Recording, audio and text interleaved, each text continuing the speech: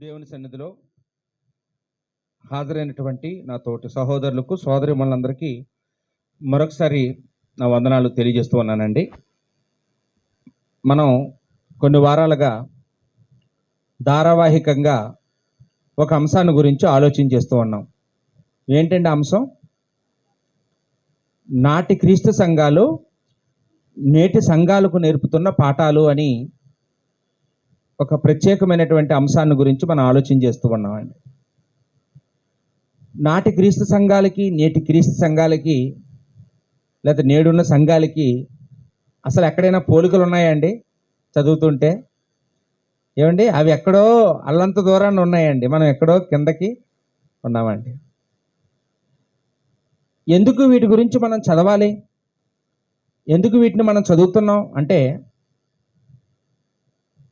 ఈ సంఘాల గురించి మనం చదువుతున్నప్పుడు ఒక సంఘాన్ని కట్టడానికి ఆనాడు అపోస్తలులు, సువార్థికులు, పెద్దలు వాళ్ళు ఎంత కష్టపడ్డారో, ఎంత శ్రమ పడ్డారో ఏంటి మనకు తెలుసుకోవడానికి. అక్కడ సంఘానికి ఎంత బాధ్యత కలిగి ఉండేవారో, సంఘం సభ్యులు ఎంత బాధ్యత, ఎంత రెస్పాన్సిబిలిటీ వాళ్ళు కలిగి ఉండేవారో మనం అర్థం చేసుకోవడానికండి. ఈరోజు ఎక్కడైనా ఒక చోట సంఘం స్థాపిస్తే ఆ సంఘాన్ని ఎలా అభివృద్ధి చేసుకోవాలో, ఎలా విస్తరింప చేసుకోవాలో మనం తెలుసుకోవాలండి. ఈ సంఘాల గురించి చదివితే మనకు అలాంటి విషయాలు అర్థమవుతాయండి. అంతేకాకుండా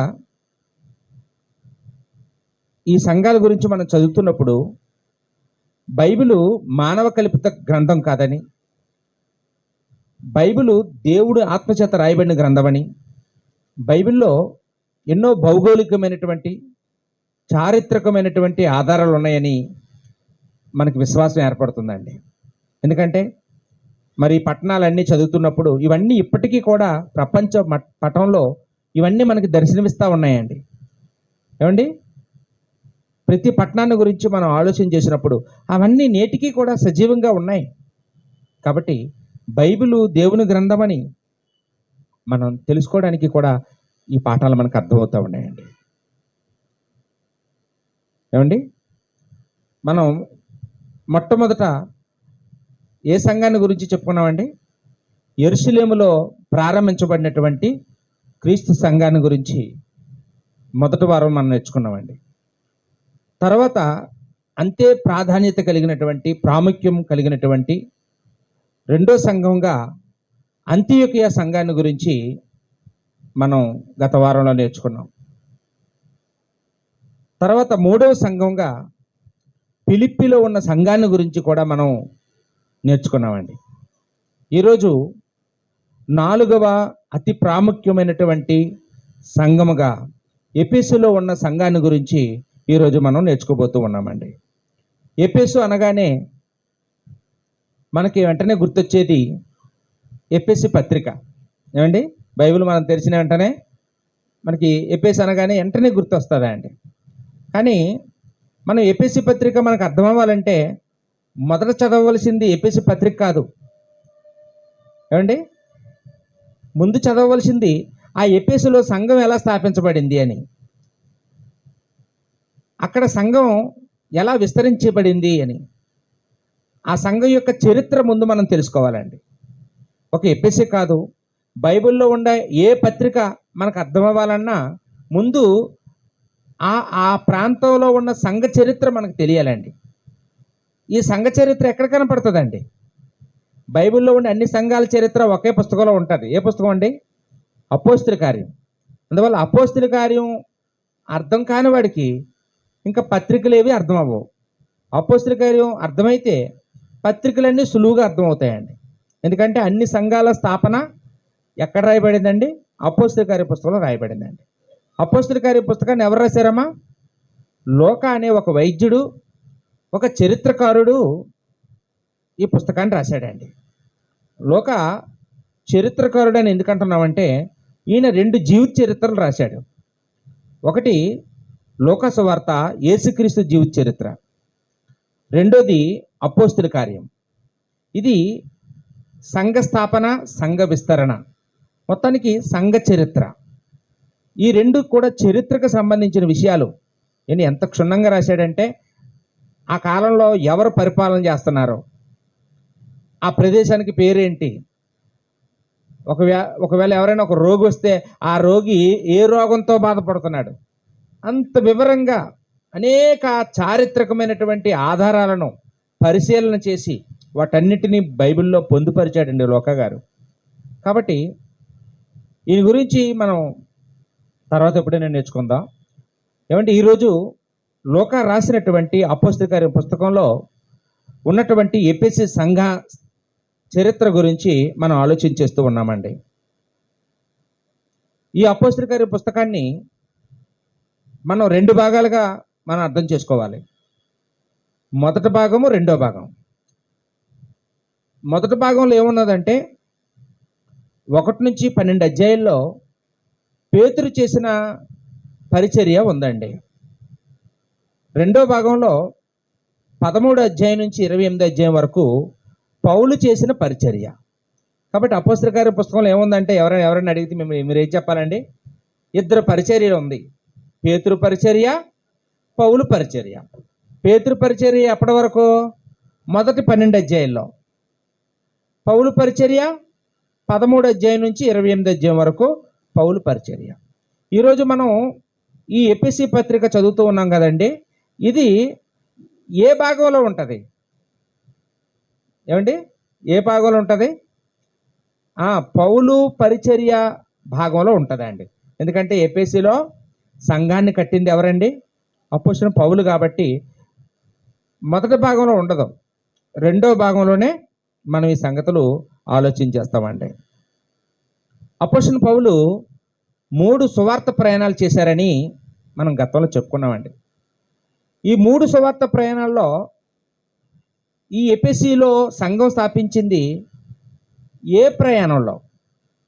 ఎన్నో ప్రయాణంలో పౌలు ఎఫెసీలో సంఘాన్ని స్థాపించారు. ఎవరైనా చెప్పగలరండి? ఎవరికైనా తెలిస్తే చేయొద్దండి, నాకు తెలుసని. కొన్ని మూడు ప్రయాణాలు, 3లో మీరు ఏమనుకుంటున్నారు? 1 అనుకుంటున్నారా, 2 అనుకుంటున్నారా, 3 అనుకుంటున్నారా? అదని చెప్పండి కొంచెం. ఏంటమ్మా? రెండో సువార్త ప్రయాణంలోనండి. ఎందుకంటే మనం గత వారం చెప్పుకున్నాం, పౌలేమో రెండో సువార్త ప్రయాణంలో బయలుదేరినప్పుడు ఆయన ఆసియాకి వెళ్ళాలనుకున్నాడంట. అపోస్తలుల కార్యం 16 అధ్యాయము 6వ వచనంలో ఆసియాకి వెళ్ళి సువార్త ప్రకటించాలనుకున్నాడు. అంటే ఆసియాలో 7 ముఖ్యమైన పట్టణాలు ఉన్నాయండి.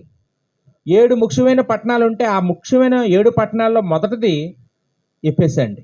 మన ప్రకటన గ్రంథంలో 2 అధ్యాయంలో 7 సంఘాల పేర్లు మనం చూస్తూ ఉంటాం. అక్కడ అవి 7 పట్టణాలు ఏమండి.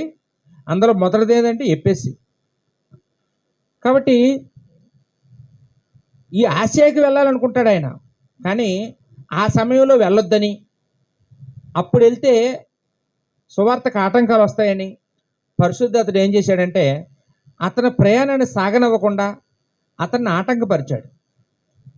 అప్పుడు మాసిదోనియాకి రమ్మని దర్శనంలో ఆయనకి మాసిదోనియా వాడు దర్శనంలోకి వచ్చాడు. అప్పుడు దేవుడే నన్ను పిలుస్తున్నాడు, నేను మాసిదోనియాకి వెళ్ళి సువార్త ప్రకటిస్తానని పౌలు అప్పుడు మాసిదోనియాకి వెళ్ళిపోయాడండి. కానీ ఆయన కోరుకుండిపోయింది, నేను ఆసియాకి వెళ్ళాలి, ఆసియాకి వెళ్ళి సువార్త ప్రకటించాలని వచ్చాను, కానీ అనుకున్నది అవ్వలేదు, ఇంకోటి అయింది. ఏదైనా సరే ఒకసారి వెళ్ళి చూసి వెళ్తాను అనుకున్నాడు. తిరుగు తపాలో ఆయన మళ్ళా అంత్యోక్యకి వెళ్ళిపోతున్నాడు. మాసిదోనియా చూసుకొని, కొరింథీ చూసుకొని అంత్యోక్యకి వెళ్ళిపోతున్నాడు, ఇంటికి వెళ్ళిపోతున్నాడు. ఆ ఇంటికి వెళ్ళిపోయే సమయంలో ఒక్కసారి వెళ్ళి చూసేసి ఇంటికి వెళ్ళిపోతాను అనుకున్నాడండి. అప్పుడు ఆ రెండో సువార్త ప్రయాణం చివరిలో ఎఫెసీ పట్టణానికి వచ్చాడంటండి. ఒకసారి చూద్దామా? అపోస్తలుల కార్యములు 18 అధ్యాయము 18వ వచనం చదువుదామండి. అపోస్తలుల కార్యము లేదా 19వ వచనం. వారు ఎఫెసునకు వచ్చినప్పుడు అన్నాడా? అది పౌలు మొట్టమొదటగా ఎఫెసులో అడుగు పెట్టిన సందర్భం అండి. పౌలుతో పాటు ఎవరెవరు వచ్చారో ఆ పై వచనం 18వ వచనంలో చెప్తున్నాడండి.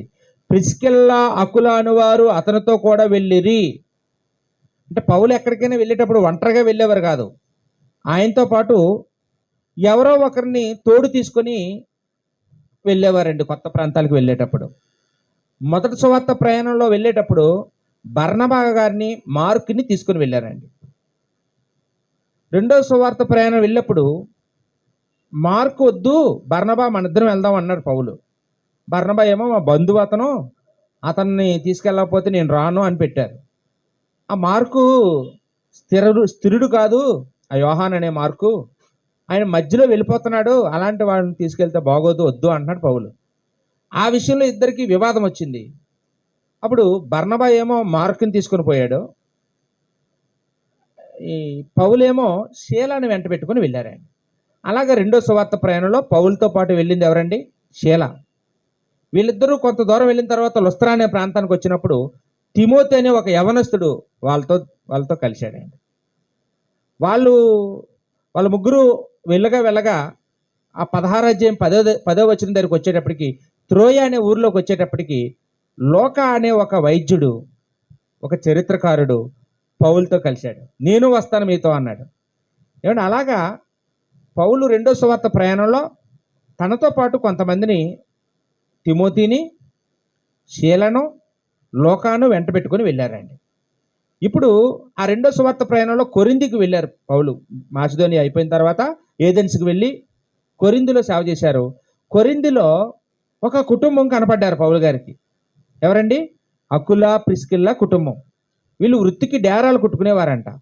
వీళ్ళు రోముల నుంచి వచ్చారంట. రోములో వాళ్ళు నివసించే వాళ్ళు. అయితే అక్కడ రోమ చక్రవర్తి యూదులు ఎవరైనా ఉంటే రోము నుంచి వెళ్ళిపోవాలని ఆర్డర్ వేసాడంట అండి. చక్రవర్తి ఆర్డర్ వేసాక ఎవరు ఉండడానికి వీల్లేదు. కాబట్టి యూదులందరూ రోమా పట్టణాన్ని విడిచిపెట్టి చెదిరిపోయారనమాట. అలా చెదిరిపోయిన ఈ కుటుంబం కొరింథీకి వచ్చేసి ఇక్కడ డేరాలు కుట్టుకుంటున్నారు. కానీ అప్పటికే వాళ్ళు క్రైస్తవులు, రోములో ఉన్నప్పుడే క్రైస్తవులు. మేము మాకు ఆరాధన ఎలాగా అని వాళ్ళు ఇబ్బంది పడుతుంటే వాళ్ళ కంటికి అపోస్తలుడు పౌలు గారు కనపడ్డారు. ఆహా, మా జన్మ ధన్యమైపోయింది అనుకున్నారు. మంచి సేవకుడు దొరికారు, ఇంకా మాకు పర్వాలేదు అనుకొని అప్పటి నుంచి పౌలు గారిని వెంట వదలకుండా వాళ్ళ ఇంట్లోనే సంఘం పెట్టించుకొని పౌలు గారికి కూడా వాళ్ళు పరిచర్య చేసుకుంటూ పౌలుతో కలిసి బ్రతుకుతున్నారండి. ఇప్పుడు పౌలేమో రెండు సువార్త ప్రయాణాలు పూర్తి చేసుకొని ఇంటికి వెళ్ళిపోదాం అనే టైంలో నేను ఎఫెసుకి వెళ్తాను, అక్కడి నుంచి అంత్యోక్యకి వెళ్ళిపోతాను అంటే, మేము వచ్చేస్తామండి మీతో పాటు అన్నారంట భార్యాభర్తలు. పౌలు వచ్చేసేటప్పుడు తిమోతి, లోకా ఉండిపోయారు, కొరింథీలు ఉండిపోయారు. కానీ పౌలు, అకులా, ప్రిస్కిల్లా వీళ్ళు మాత్రం ఎఫెసుకి వచ్చేసారండి. ఎన్నో రోజులు ఉండలేదు పౌలు అక్కడ. వచ్చింది ఒక 1 వీక్ ఉన్నాడేమో, కొద్ది రోజులు ఉన్నాడు. వచ్చి ఎఫెసులో సువార్త చేశారండి. ఆ విషయాలు మనకు అక్కడ కనపడతాయి. చూద్దామా? అపోస్తల కార్యములు 18వ అధ్యాయంలో 20వ వచనం చూద్దామా? వారింకను కొంతకాలం ఉండమని అతన్ని వేడుకొనగా. ఎఫెసు పట్టణానికి వచ్చి సమాజ మందిరంలో ప్రవేశించి పౌలు యూదులతో తర్కించుచుండెను అనే మాట అక్కడ చూస్తున్నామండి.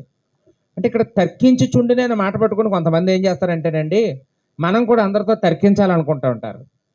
తర్కించడం అంటే వాదించడం అండి. వాదించడం అంటే డిబేట్లు పెట్టుకోవడం, నాదే రైటు నీది తప్పు అని చెప్పడం. ఏమండి, అలా మనం ఇప్పుడు ఎవరితో వాదనలు పెట్టుకోవచ్చా చెప్పండి? అలా వాదనలు పెట్టుకొని ఒకవేళ మనం గెలుస్తాం, మనమే గెలిచేస్తాం, వాళ్ళే ఓడిపోతారు. వాళ్ళు మన వెనకాతలు వస్తారనుకున్నారా? మనల్ని ద్వేషిస్తారు, ఇంకా మనతో మాట్లాడకూడదని నిర్ణయం తీసుకుంటారు, మనల్ని చూసి దూరంగా చూసి తప్పుకొని పోతుంటారు. మనం ఏం సాధించాం? వాదించి గెలిచాం. ఏమండి, జీవితంలో వాళ్ళకి దూరం అయిపోయామండి. కాబట్టి ఎప్పుడు కూడా తెగేదాకా ఏది లాక్కూడదు, ఎవరితోనే వాదన పెట్టుకోకూడదు. వాళ్ళకి అర్థం అవ్వలేదనుకోండి, బ్రదరు మళ్ళీ కలుద్దాం, తర్వాత నేర్చుకుందరు, కానీ మీకు ఇంకా ప్రజెంట్ నేను చెప్పలేకపోతున్నాను, మీకు అర్థమైన రోజు దేవుడు గ్రహించి మనసు ఇచ్చిన రోజు మీకు అర్థమవుతుందిలేండి, మన స్నేహం మాత్రం పాడవకూడదని అలా మాట్లాడాలండి. అంతేగాని ఇగో బైబిల్లో పౌలు తర్కించాడని ఉంది, నేను తర్కిస్తానని అనుకోకూడదండి. పౌలు ఇక్కడ తర్కించాడంటే గొడవలు పడ్డా? తర్కించాడంటే వాదించాడా? ఒకరు వాదిస్తే ఏమంటారండి? అర్జెంటుగా మా ఊరు నుంచి వెళ్ళిపోండి అంటారు, ఏమండి, మా ఇంట్లో నుంచి బయటికి వెళ్ళి అంటారు. కానీ ఇక్కడేమంటున్నారండి, అయ్యా అప్పుడే వెళ్ళిపోతానంటారేంటి, కొద్ది కాలం ఉండండి మా ఊళ్ళో అని బతిమలాడుకుంటున్నారంట. బతిమలాడుకుంటున్నారంటే వాళ్ళు పౌలు గారు వాళ్ళకి ఎలా వాక్యం చెప్పుంటారండి? వాదనలు అయ్యి కాదు, ప్రేమతో వాళ్ళకి అర్థమయ్యేలాగా, వాళ్ళకి అర్థమయ్యే స్థాయికి దిగి వాళ్ళ చేతిలో ఉన్న గ్రంథాన్ని చూపించి, అయ్యా ఇదిగో లేఖనాలు ఇలా రాయబడ్డాయి యేసుక్రీస్తు గురించి, అవన్నీ నెరవేరాయి, ఇగో మేము మీకు బోధిస్తున్నాం చూడండి, మెస్సయ్య వచ్చారు, ఆయన సిలువుపై చనిపోయారు, తిరిగి లేచారు, మీరు ఇంకా ఆయన వస్తాడని ఎదురు చూస్తున్నారు, ఆయన వచ్చి వెళ్ళిపోయాడు, ఇప్పుడు మీరు చేయవలసిందల్లా ఆయన నమ్ముకోవడమే, ఆయన చెప్పిన ఆజ్ఞలు పాటించడమే, ఆయన రెండో రాకడకు సిద్ధంగా ఉండడమే అని పౌలు చెప్తున్నాడు అనమాట. ఈ చెప్పేటప్పుడు వాళ్ళు వినేటప్పుడు వాళ్ళకి ఏమనిపించింది అంటే, ఈయన ఇంకొక 2 రోజులు క్లాసులు పెడితే బాగుండు, ఇంకొక కొద్ది రోజులు మాకు ఈ వాక్యాలు వినిపిస్తే బాగుండని వాళ్ళందరూ ఆశపడినట్టుగా చూస్తున్నామండి. ఇప్పుడు పౌలు ఏం చేశారంట, అతడు ఒప్పక 21వ వచనం, దేవుని చిత్తమైతే మీ యొద్దకు తిరిగి వత్తునని చెప్పి వారి యొద్ద సెలవు పుచ్చుకొని వాడ ఎక్కి ఎప్పేసు నుండి బయలుదేరును. ఏమన్నారండి, మళ్ళీ వస్తాను అనలేదు పౌలు గారు, మళ్ళీ వస్తాను అనలేదండి, దేవుని చిత్తమైతే మీ యొద్దకు తిరిగి వస్తాను. ఈ అలవాటు మనలో ఎంతమందికి ఉందండి? ఏదైనా మాట్లాడేటప్పుడు దేవుడి చిత్తమైతే అంటామండి. అసలు ఎప్పుడైనా గుర్తొస్తుందా మనకి? రేపు వస్తాను, రేపు చేస్తాను, రేపు ఇస్తాను. మనం ఎప్పుడు ఏదో రేపు మనదన్నట్టు మన చేతిలో ఉన్నట్టు మాట్లాడుతుంటామండి. భక్తుడు ఎలా మాట్లాడతాడండి? విశ్వాసి ఎలా మాట్లాడతాడు? దేవుని చిత్తం అయితే, ప్రభు చిత్తం అయితే, దేవుని దయ ఉంటే, దేవుని కృప ఉంటే అలా మాట్లాడాలండి. దేవుని చిత్తం అయితే మళ్ళీ వస్తాను అన్నాడు. కాబట్టి మొదటిసారి వచ్చి విత్తనాలు జల్లాడు, అవి మొలకెత్తాయి, కానీ ఎక్కువ రోజులు ఉండడానికి పౌలు ఇష్టపడలేదు. ఎందుకంటే ఆయనకి విడిచి వచ్చి చాలా కాలం అయిందండి. మరి కొరింథీలోనే 1 సంవత్సరం 6 నెలలు ఉన్నాడు పౌలు. ఇంతకాలం అయిపోయిన తర్వాత మరి స్థానిక సంఘాన్ని చూడాలని ఉంటుంది కదండి. అందుకని ఆయన నేను అంత్యోక్యకి వెళ్ళిపోతాను, మరలా వస్తాను అని చెప్పారు ఆయన. అప్పుడు మాట ఇచ్చిన ప్రకారంగానే పౌలు మరలా వచ్చారండి. ఈ పౌలు వచ్చే లోపల, పౌలు వెళ్ళిపోయిన తర్వాత పౌలు వచ్చే లోపల మధ్యలో ఒక సంఘటన జరిగింది ఈ ఎపిసిలో. ఏం జరిగిందంటే, అపోల్లో అనే ఒక విద్వాంసుడు, లేఖనాల యందు ప్రవీణం కలిగినటువంటి, ఆత్మ యందు తీవ్రత కలిగినటువంటి వ్యక్తి ఈ ఎపిసి పట్టణానికి వచ్చాడంట అండి. ఈయన ఎక్కడి నుంచి వచ్చాడంటే, ఐగుప్తులో అలెగ్జాంద్రియా నుంచి వచ్చాడంట. బాగా వాక్యం నేర్చుకుని వచ్చి వాక్యం చెప్తున్నాడు. ఈయన ఎక్కడ వాక్యం నేర్చుకున్నాడంటే, యోహాను శిష్యుల దగ్గర బాప్తిసం పొందుకొని వాక్యం నేర్చుకున్నాడంట అండి. కానీ ఈయనకి పౌలు గారికి తెలిసినంత వాక్యం తెలీదు, అపోస్తలులకు తెలిసినంత వాక్యం తెలియదండి. కానీ ఈయన విద్వాంసుడు. విద్వాంసుడు అంటే ఏ విషయం ఎక్కడుందో రెఫరెన్స్ చెప్పగలడం, ఒక మనిషికి అర్థమయ్యేలాగా చెప్పగలడం, మంచి వాగ్దాటి అండి, మంచి కంఠం ఉన్నది ఈయనకి. కాబట్టి ఈయన వాక్యం చెప్తే ఎవరైనా ఆకర్షితులవుతారు.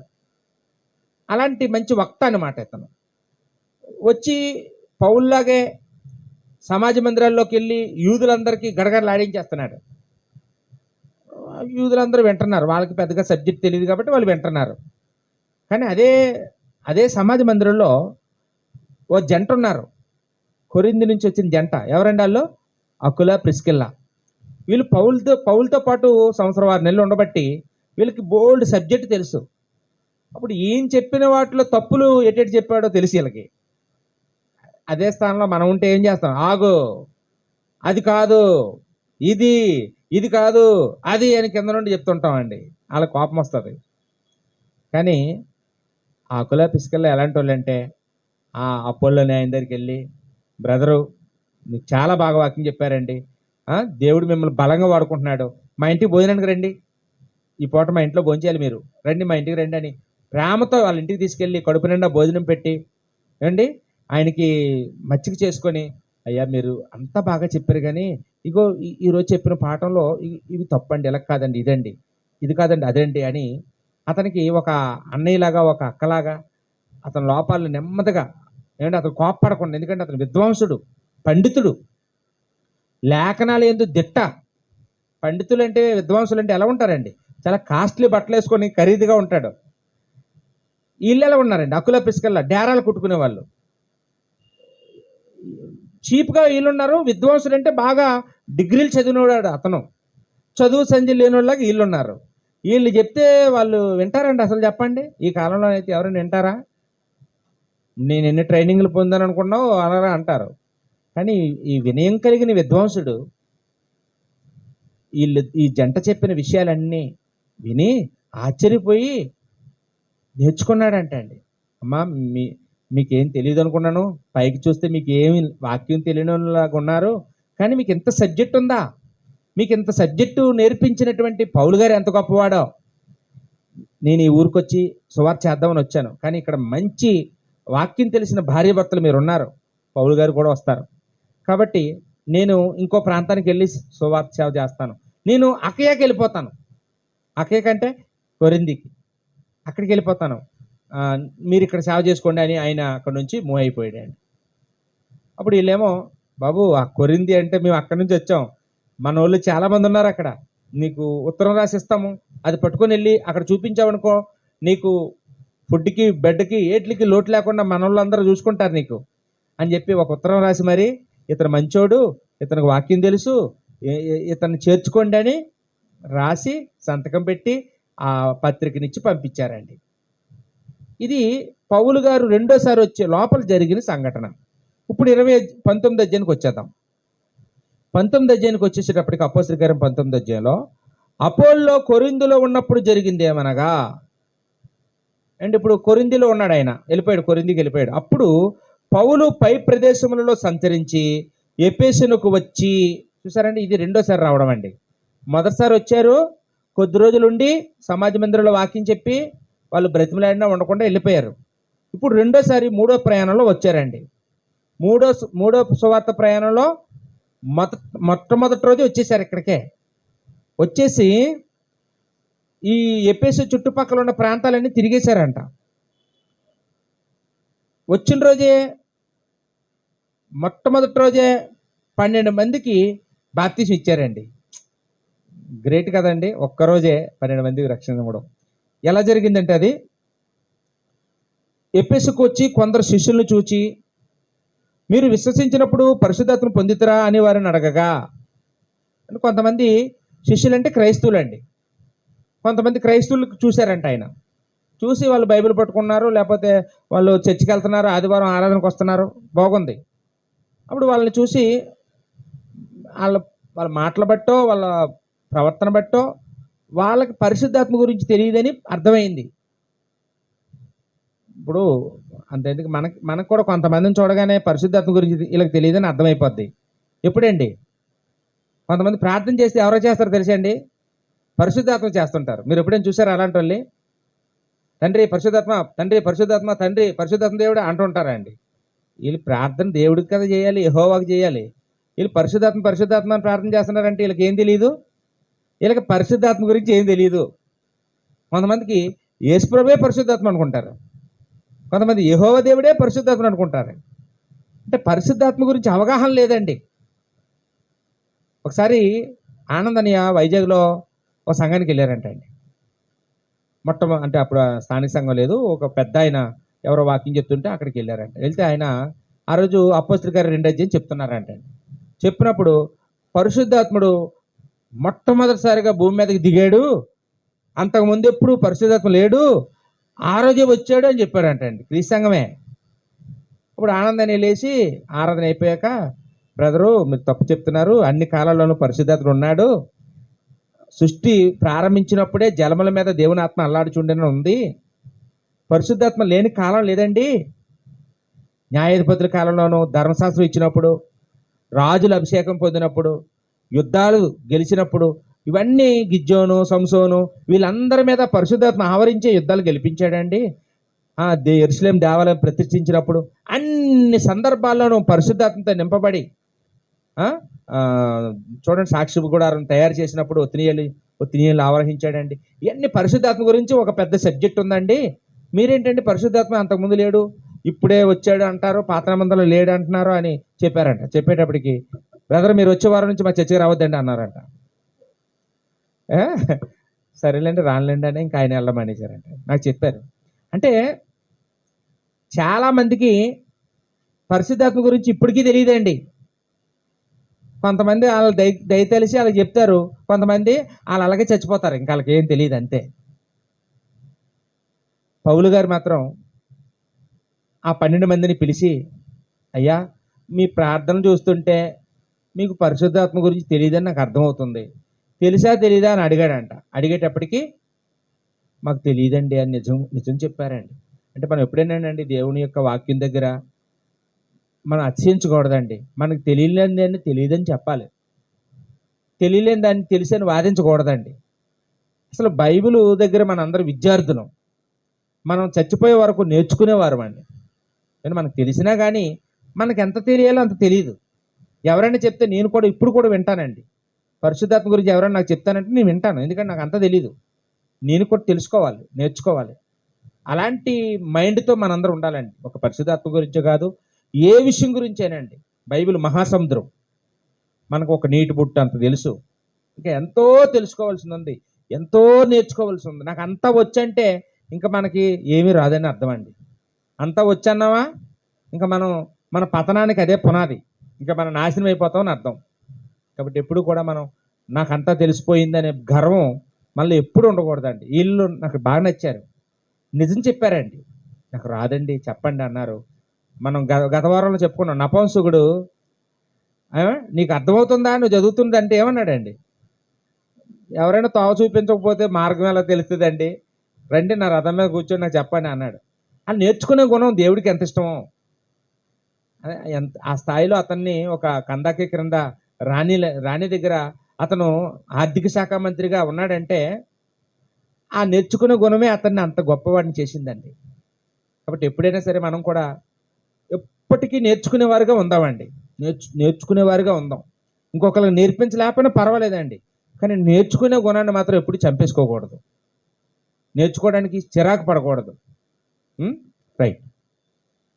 అప్పుడు పౌలేమో వాళ్ళకి వాక్యం చెప్పారంట. వాక్యం చెప్పిన తర్వాత వాళ్ళు ఏం చేశారమ్మా, బాప్తిసం పొందుకున్నారంట అండి. 7వ వచనంలో, లేకపోతే 7వ, వారు అందరూ ఇంచుమించు 12 పురుషులు అన్నాడు. ఎంతమంది అమ్మా? 12 మంది. ఇక్కడ చిన్న వివాదాస్పదం ఉందండి. అసలు మీకు చెప్పకూడదు ఇలాంటి వివాదాలు, కానీ ప్రజెంట్ అబద్ధ బోధలు ఎలా పెరిగిపోతున్నాయో మన క్రీస్తు సంఘంలో కూడా మీకు తెలియాలండి. తెలియకపోతే ఏదో ఒక రోజు మీ దగ్గరికి కూడా అలాంటి వాళ్ళు వస్తారు, వాళ్ళు మనల్ని గలిబిలి పెడుతుంటారు. ఏమండి, ఇక్కడ ఒక కొత్త బోధ ఒకటి పుట్టుకొచ్చిందండి ఈ పేరాల్లో. ఏంటి కొత్త బోధ పుట్టుకొచ్చింది ఈరోజు అంటే చూడండి, 5వ వచనంలో, వారు ఆ మాటలు విని ప్రభు అయిన యేసు నామమున బాప్తిసం పొందిరి. ఆ 12 మంది పౌలు గారి దగ్గర వాక్యం విన్న తర్వాత బాప్తిసం పొందుకున్నారంటండి. అంటే పౌలు గారు వాళ్ళని ఏమో బలవంతం చేయలేదు, మీరు ముందు బాప్తిసం పొందుకున్నారంటే పొందుకున్నామన్నారు. అయితే మళ్ళీ పొంది తీరాలి అని అనట్లేదండి పౌలు, కానీ వీళ్ళు బాప్తిసం పొందుకున్నారు. అది పక్కన పెట్టండి. ఇక్కడ అబద్ధ బోధ ఏంటంటే యేసునామమున బాప్తిసం పొందిరి అనే మాట పట్టుకొని చాలామంది ఈరోజు ఎలా తయారైనంటే, మీరు తండ్రి యొక్క కుమారుని యొక్క పరిశుద్ధాత్మ నామంలో బాప్తిసం పొందారా, యేసునామంలో బాప్తిసం పొందారా అని అడుగుతారండి. అప్పుడు తండ్రి యొక్క కుమారుని యొక్క పరిశుద్ధాత్మ నామంలోనే పొందామండి అని అంటే, లేదండి మనం యేసునామంలో పొందాలి అంటారండి. కావాలంటే చూడండి, అపోస్తలుల గారు 2:38 వచనంలో కూడా అక్కడ కూడా ఉంది చూడండి అంటారండి. అక్కడేముంటుంది, మీరు పాప క్షమాపణ నిమిత్తము యేసుక్రీస్తు నామంలో బాప్తిసం పొందండి అని ఉంటుందండి. కాబట్టి బైబిల్లో యేసుక్రీస్తు నామంలో బాప్తిసం పొందమని ఉంది, యేసునామంలో బాప్తిసం పొందమని ఉంది. కాబట్టి మనం యేసునామంలోనే పొందాలి. మీరు తండ్రి యొక్క కుమారుని యొక్క పరిశుద్ధాత్మ నామంలో బాప్తిసం పొందితే అది చెల్లదు, మీరు మళ్ళీ పొందండి అంటాడండి. చాలా తప్పండి. బైబిల్లో కొన్ని స్పెసిఫిక్గా చెప్తారు, కొన్ని జనరల్గా చెప్తారండి. స్పెసిఫిక్గా చెప్పినప్పుడు తండ్రి యొక్క కుమారుని యొక్క పరిశుద్ధాత్మ నామములు అని ఉంటుంది. జనరల్గా చెప్పినప్పుడు యేసు నామములు అని ఉంటుందండి. ఇప్పుడు అంత ఎందుకండి? ఇప్పుడు మీ ఇంటికి వచ్చి ఈ ఇల్లు ఎవరిదండి అంటే ఏమంటారండి? స్వప్న గారిది అంటారు. అవునా కదమ్మా? ఒకవేళ జనాభా లెక్కలు వచ్చారనుకోండి మీ ఇంటికి, అప్పుడు ఇంట్లో ఎవరున్నారని అంటే స్వప్న గారు ఒక పేరే చెప్తారా? ఏమండి? మీ పేరు, మీ అబ్బాయి పేరు, మీ అమ్మాయి పేరు, ఇంకా ఎవరైనా ఇంట్లో చిన్నపిల్లలు ఇంకా ఎవరైనా ఉంటే వాళ్ళ పేర్లు కూడా చెప్తారు, మనవడో మనవరాలు ఉంటే కదండి. జనరల్గా చెప్పినప్పుడు ఒక పేరుతోనే చెప్తాం, కానీ అవసరతను బట్టి మొత్తం పేర్లు చెప్తాం. అలాగే బాప్తిసం దగ్గర కూడా యేసుక్రీస్తు వారు శిష్యులకి ఏం చెప్పారండి? మత్తయి సువార్త 28వ అధ్యాయంలో ఆఖరి వచనం 19వ వచనం ఇక్కడ ఏమన్నారు? కాబట్టి మీరు వెళ్ళి సమస్త జనులను శిష్యులుగా చేయుడి, తండ్రి యొక్కయు కుమారుని యొక్కయు పరిశుద్ధాత్మ యొక్కయు నామంలోనికి వారికి బాప్తిస్మిచ్చుచు అన్నాడు. కాబట్టి యేసుప్రభు వారు ఎవరెవరి నామంలో బాప్తిసం ఇవ్వమన్నారు? తండ్రి యొక్క, కుమారుని యొక్క, పరిశుద్ధాత్మ నామంలో. బాప్తిసం ఎవరిచ్చినా ఈ 3 నామాల్లోనే బాప్తిసం ఇవ్వాలి. మరి అక్కడ పౌలు గారు చెప్పారు, పౌలు చెప్పినా లేకపోతే పేతురు చెప్పినా వాళ్ళు ఏం చేశారంటే వాళ్ళు జనరల్గా వాడారు. జనరల్గా అనేది ఏంటి? మీరు అర్జెంటుగా బాప్తిసం పొందండి అని చెప్పారండి అంతే. అంతేగాని మీరు 3 నామంలో పొందకండి అని చెప్పలేదు. అది ఇంపార్టెంట్ కాదు. బాప్తిసం పొందండి అని చెప్పడం ఇంపార్టెంట్. అర్థమైందండి? అంటే ఇలాంటి పట్టుకొని ఒక వ్యక్తికి వాక్యం చెప్పడం చేతగాక ఇలాంటి పట్టుకొని కొంతమంది ఏం చేస్తారంటే కొత్తగా వాళ్ళు ఏదో చెప్పినట్టు, ఎవరికి ఏం తెలియనట్టు, ఇదిగో మేమే మిమ్మల్ని అందరం ఉద్ధరిస్తున్నాం, మా మాట వినకపోతే మీరు నరకన పోతారని భయపెట్టి ఇంకా జీవితం గురించి ఏమి ఉండదండి. ఇంకా జీవితం గురించి వాళ్ళకి ఏం చెప్పడం రాదు. తెలిసిందల్లా ఈ 4 ముక్కలు పట్టుకొని అందరినీ విశ్వాసులు హృదయాలు, నిష్కపటమైన హృదయాలను బద్దలు కొట్టేసి వాళ్ళని బైబిల్ మీద వాళ్ళకి అనుమానం వచ్చేలా చేస్తారండి. బైబిల్కు బైబిల్ ఎప్పుడు వ్యతిరేకం కాదు. బైబిల్కు బైబిల్ ఎప్పుడు భిన్నంగా ఉండదు. ఒక చోట ఒకలా ఉండి మరో చోట ఒకలా ఉండదండి. ప్రత్యేకంగా చెప్పబడిన మాటని మనం తీసుకోవాలి. జనరల్గా వాడిన మాటలు మనం పట్టించుకోకూడదు. ఈ జనరల్ ఏంటండి? క్రీస్తునామం అనేది, యేసునామం అనేది జనరల్గా వాడబడిన పదాలు. స్పెసిఫిక్గా చెప్పినప్పుడు, ప్రత్యేకంగా చెప్పినప్పుడు మాత్రం 3 నామాల గురించి చెప్పబడ్డాయి. రైట్, ఇది వదిలేద్దామండి. అంటే ఎఫెసీలో పౌలు గారు రెండోసారి వెళ్ళినప్పుడు ఏం జరిగిందండి? మొట్టమొదటి రోజే 12 మందిని రక్షించారండి. వాళ్ళందరూ ముందు బాప్తిసం పొందినోళ్ళే. వాళ్ళు ఎక్కడ పొందారట? బాప్తిసం ఇచ్చిన యోహాను యొక్క శిష్యుల దగ్గర పొందారు. ఇందాక అపోల్లో అనేవాడు కూడా అక్కడి నుంచి వచ్చినవాడే, అంటే ఆ కోణానికి చెందినవాడే. మరి ఆయన మళ్ళీ పొందాడంటే ఆయన గురించి రాయబడలేదు. కానీ ఇక్కడ మాత్రం వీళ్ళకి వాక్యం తెలియదు కాబట్టి వీళ్ళు ఏం చేశారమ్మా? ఖచ్చితంగా వీళ్ళు బాప్తిసం పొందుకొని అక్కడి నుంచి వెళ్ళినట్టుగా మనం చూస్తూ ఉన్నామండి. రైట్, అప్పుడు మన 8వ వచనానికి వచ్చేద్దామండి. అపోస్తలుల కార్యములు 19వ అధ్యాయము 8వ వచనం. తర్వాత అతడు సమాజ మందిరంలోకి వెళ్ళి ప్రసంగించుచు, దేవుని రాజ్యం గురించి తర్కించుచు, ఒప్పించుచు, ధైర్యంగా మాట్లాడుచు 3 నెలలు గడిపెను. వెళ్ళిన వెంటనే 3 నెలలు సమాజ మందిరాల్లో యూదులకు వాక్యం చెప్పారండి. అంటే ఇక ఎఫెసీ అనే ఈ పట్టణంలో యూదులు ఉన్నారు, అన్యులు ఉన్నారు. అన్యులంటే గ్రీకు భాష మాట్లాడే వాళ్ళు ఉన్నారు, రోమీలు కూడా ఉన్నారండి. రోమీలు ఉన్నప్పటికీ గ్రీకు సంస్కృతి ఎక్కువగా వ్యాప్తి చెంది ఉంది ఈ ఊరు. అలాంటి పట్టణంలో సువార్త జరుగుతూ ఉంది. అంతేకాకుండా ఈ పట్టణానికి ఒక ప్రత్యేకత ఉంది. ఏంటంటే అప్పటి మొదటి శతాబ్దపు కాలంలో ప్రపంచ ప్రఖ్యాతిగాంచినటువంటి, ప్రపంచ వింతల్లో ఒక వింత అయినటువంటి అర్తమీదేవి గుడి, దాన్ని గ్రీకులో డయానా అంటారు. ఈ డయానా దేవత, అర్తమీదేవి అనే ఒక దేవత ఆలయం ఈ ఎఫెసు పట్టణంలో ఉంది. కాబట్టి నిత్యము కూడా వేలాది మంది ఆ దేవతను దర్శించుకొని ఆ గుడికి వచ్చి వెళ్తూ ఉంటారు. అక్కడ గొప్ప వ్యాపారం కూడా జరుగుతూ ఉంటుంది. అలాంటి ప్రదేశంలో యూదులు కూడా ఉన్నారు. అప్పుడు యూదుల దగ్గరికి వెళ్ళి ముందు పౌలు వాక్యం చెప్పడం మొదలు పెట్టాడండి. అలా వాక్యం చెప్పినప్పుడు 3 నెలలు గడిపాడంట అండి యూదుల దగ్గరికి. అంటే మొదట్లో వెళ్ళినప్పుడు ఏమన్నారండి, ఇంకో కొద్ది రోజులు ఉండరాదు, కొద్ది రోజులు చెప్పకూడదు మాకు వచ్చి, అప్పుడు వెళ్ళిపోతారా అన్నాడండి. 3 నెలలు చెప్పేటప్పటికి ఏమైందండి, అంటే లోతైన విషయాలన్నీ వాళ్ళకి చెప్పే ఉంటారు. 3 నెలలు అంటే నెలకి ఎన్ని ఎన్ని విశ్రాంతి దినాలు? ఓ 4. 3 నెలలు అంటే 12. అంటే 12 రోజులు వాక్యం చెప్పుంటారండి సమాజ మందిరాల్లో. 3 నెలలు అంటే 3 నెలలు రోజు చెప్పారు, రోజు రారాళ్ళు. విశ్రాంతి దినం రోజే యూదులు సమాజ మందిరాలు కూడుకుంటారు. అలా 12 రోజులు చెప్పేటప్పటికి 12 పాఠాలు చెప్పాడు అనుకుందామండి. 12 పాఠాలు చెప్పేటప్పటికల్లా పౌలేంటి వాళ్ళకి అర్థమైపోయింది. ఏమండి, ఈయన మన యోధా బోధ చేయట్లేదు, మన ఆచారాలు అవి చేయట్లేదు, ఈయన బోధలు, ఈయన పరలోకం గురించి చెప్తున్నారు, ఈయన కొత్త నిబంధన గురించి బోధిస్తున్నారు, యేసుప్రభు గురించి బోధిస్తున్నారు, మనల్ని ఒప్పిస్తున్నారు, మనకి జీవితం ఉండాలంటున్నారు, ఈ ఆచారాలు కాదంటున్నారు అని వాళ్ళకి అర్థమైపోయింది. అప్పుడు ఏం చేశారట, అయితే కొందరు 9వ వచనంలో కఠినపరచబడిన వారే ఒప్పుకొనక జనసమూహం ఎదుట ఈ మార్గమును దూషించుచున్నందున అతడు వారిని విడిచి శిష్యులను ప్రత్యేకపరుచుకొని ప్రతిదినము తురన్ను అను ఒకని పాఠశాలలో తర్కించుచు వచ్చాను. ఏమండి, వాళ్ళు వ్యతిరేకిస్తున్నారు, ఆటంకపరుస్తున్నారు.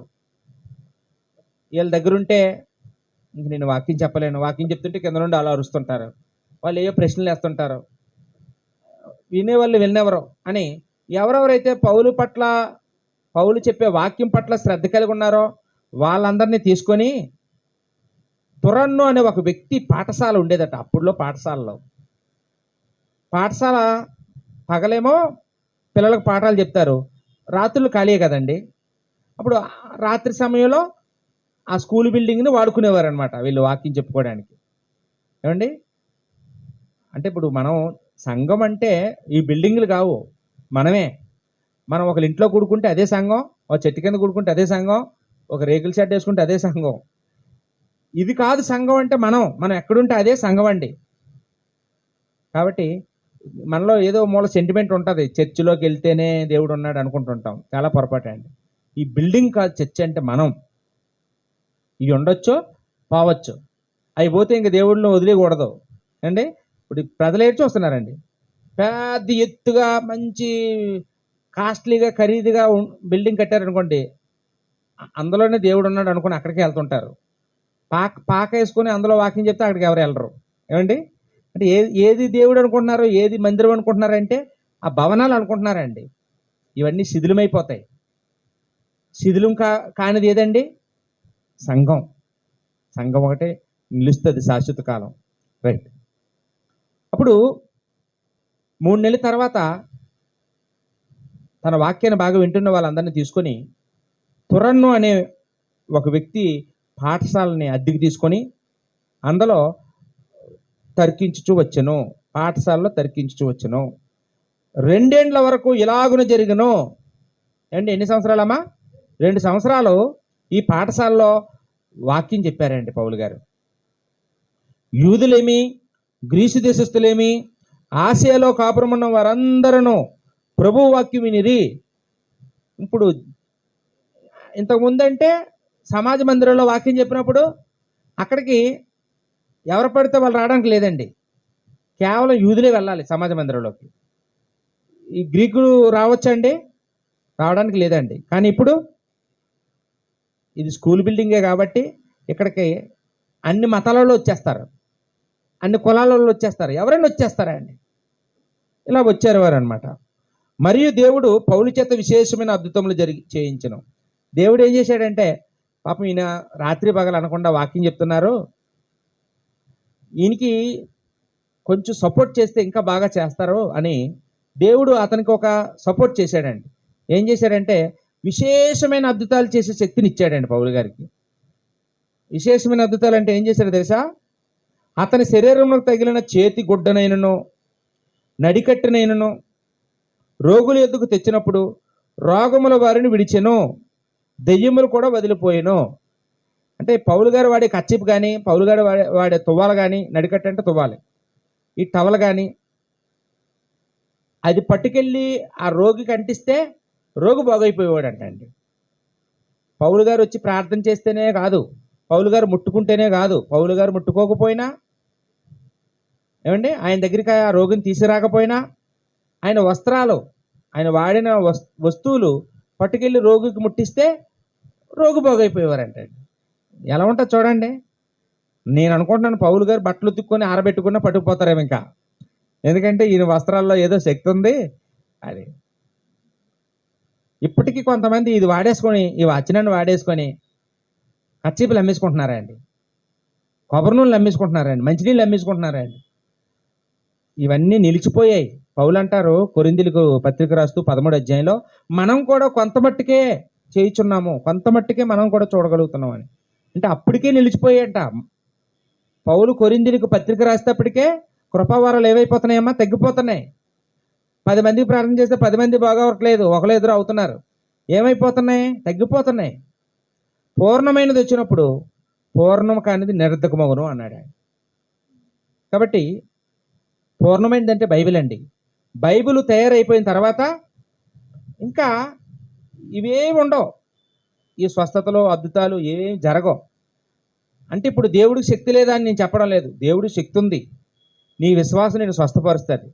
దేవుడి పట్ల నీకు అపారమైన విశ్వాసం ఉంటే, నువ్వు ప్రార్థన చేసుకుంటే దేవుడు బాగు చేస్తాడండి. లేదా మన కొరకు 10 మంది ప్రార్థన చేస్తే, పట్టుదల కలిగి ఉపవాసం ప్రార్థన చేస్తే మన కుటుంబంలో కార్యాలు జరుగుతాయి, కాదనట్లేదు. కానీ ఇప్పుడు ఏ వ్యక్తిలోనూ లేదు శక్తి. నేనేదో ప్రార్థన చేసి నీకు కొబ్బరి నూనె ఇచ్చేస్తే నువ్వు రాసుకుంటే నువ్వు బాగైపోవు, ఆ కాలం పోయింది. యాకోబు పత్రికలో ఆ మాట పట్టుకుని 5వ అధ్యాయంలో విశ్వాస సహితమైన ప్రార్థన రోగిని స్వస్థపరుతుందని సంఘ పెద్దల దగ్గరికి వెళ్ళి నూనె రాజుకోమని అక్కడ ఉంది. ఏ నూనె ఉందమ్మా? నూనెలో ఎన్ని రకాలు ఉన్నాయండి? నూనెలో రకాలే చెప్పండి అమ్మా. కొబ్బరి నూనె ఉంది, నువ్వుల నూనె ఉంది, ఇంకేంటి గానుగ నూనె ఉంది, చాలా నూనెలు ఉన్నాయి. ఇప్పుడు ఏ నూనె రాయాలో అక్కడ ఉందా? కాబట్టి నువ్వు ఏ నూనె పడితే ఆ నూనె రాసేస్తే అక్కడ బాగవుతారా? అందుకే అది అవసరం లేదు కాబట్టి దేవుడు తెలియజేయలేదండి. అర్థమవుతుందా అండి?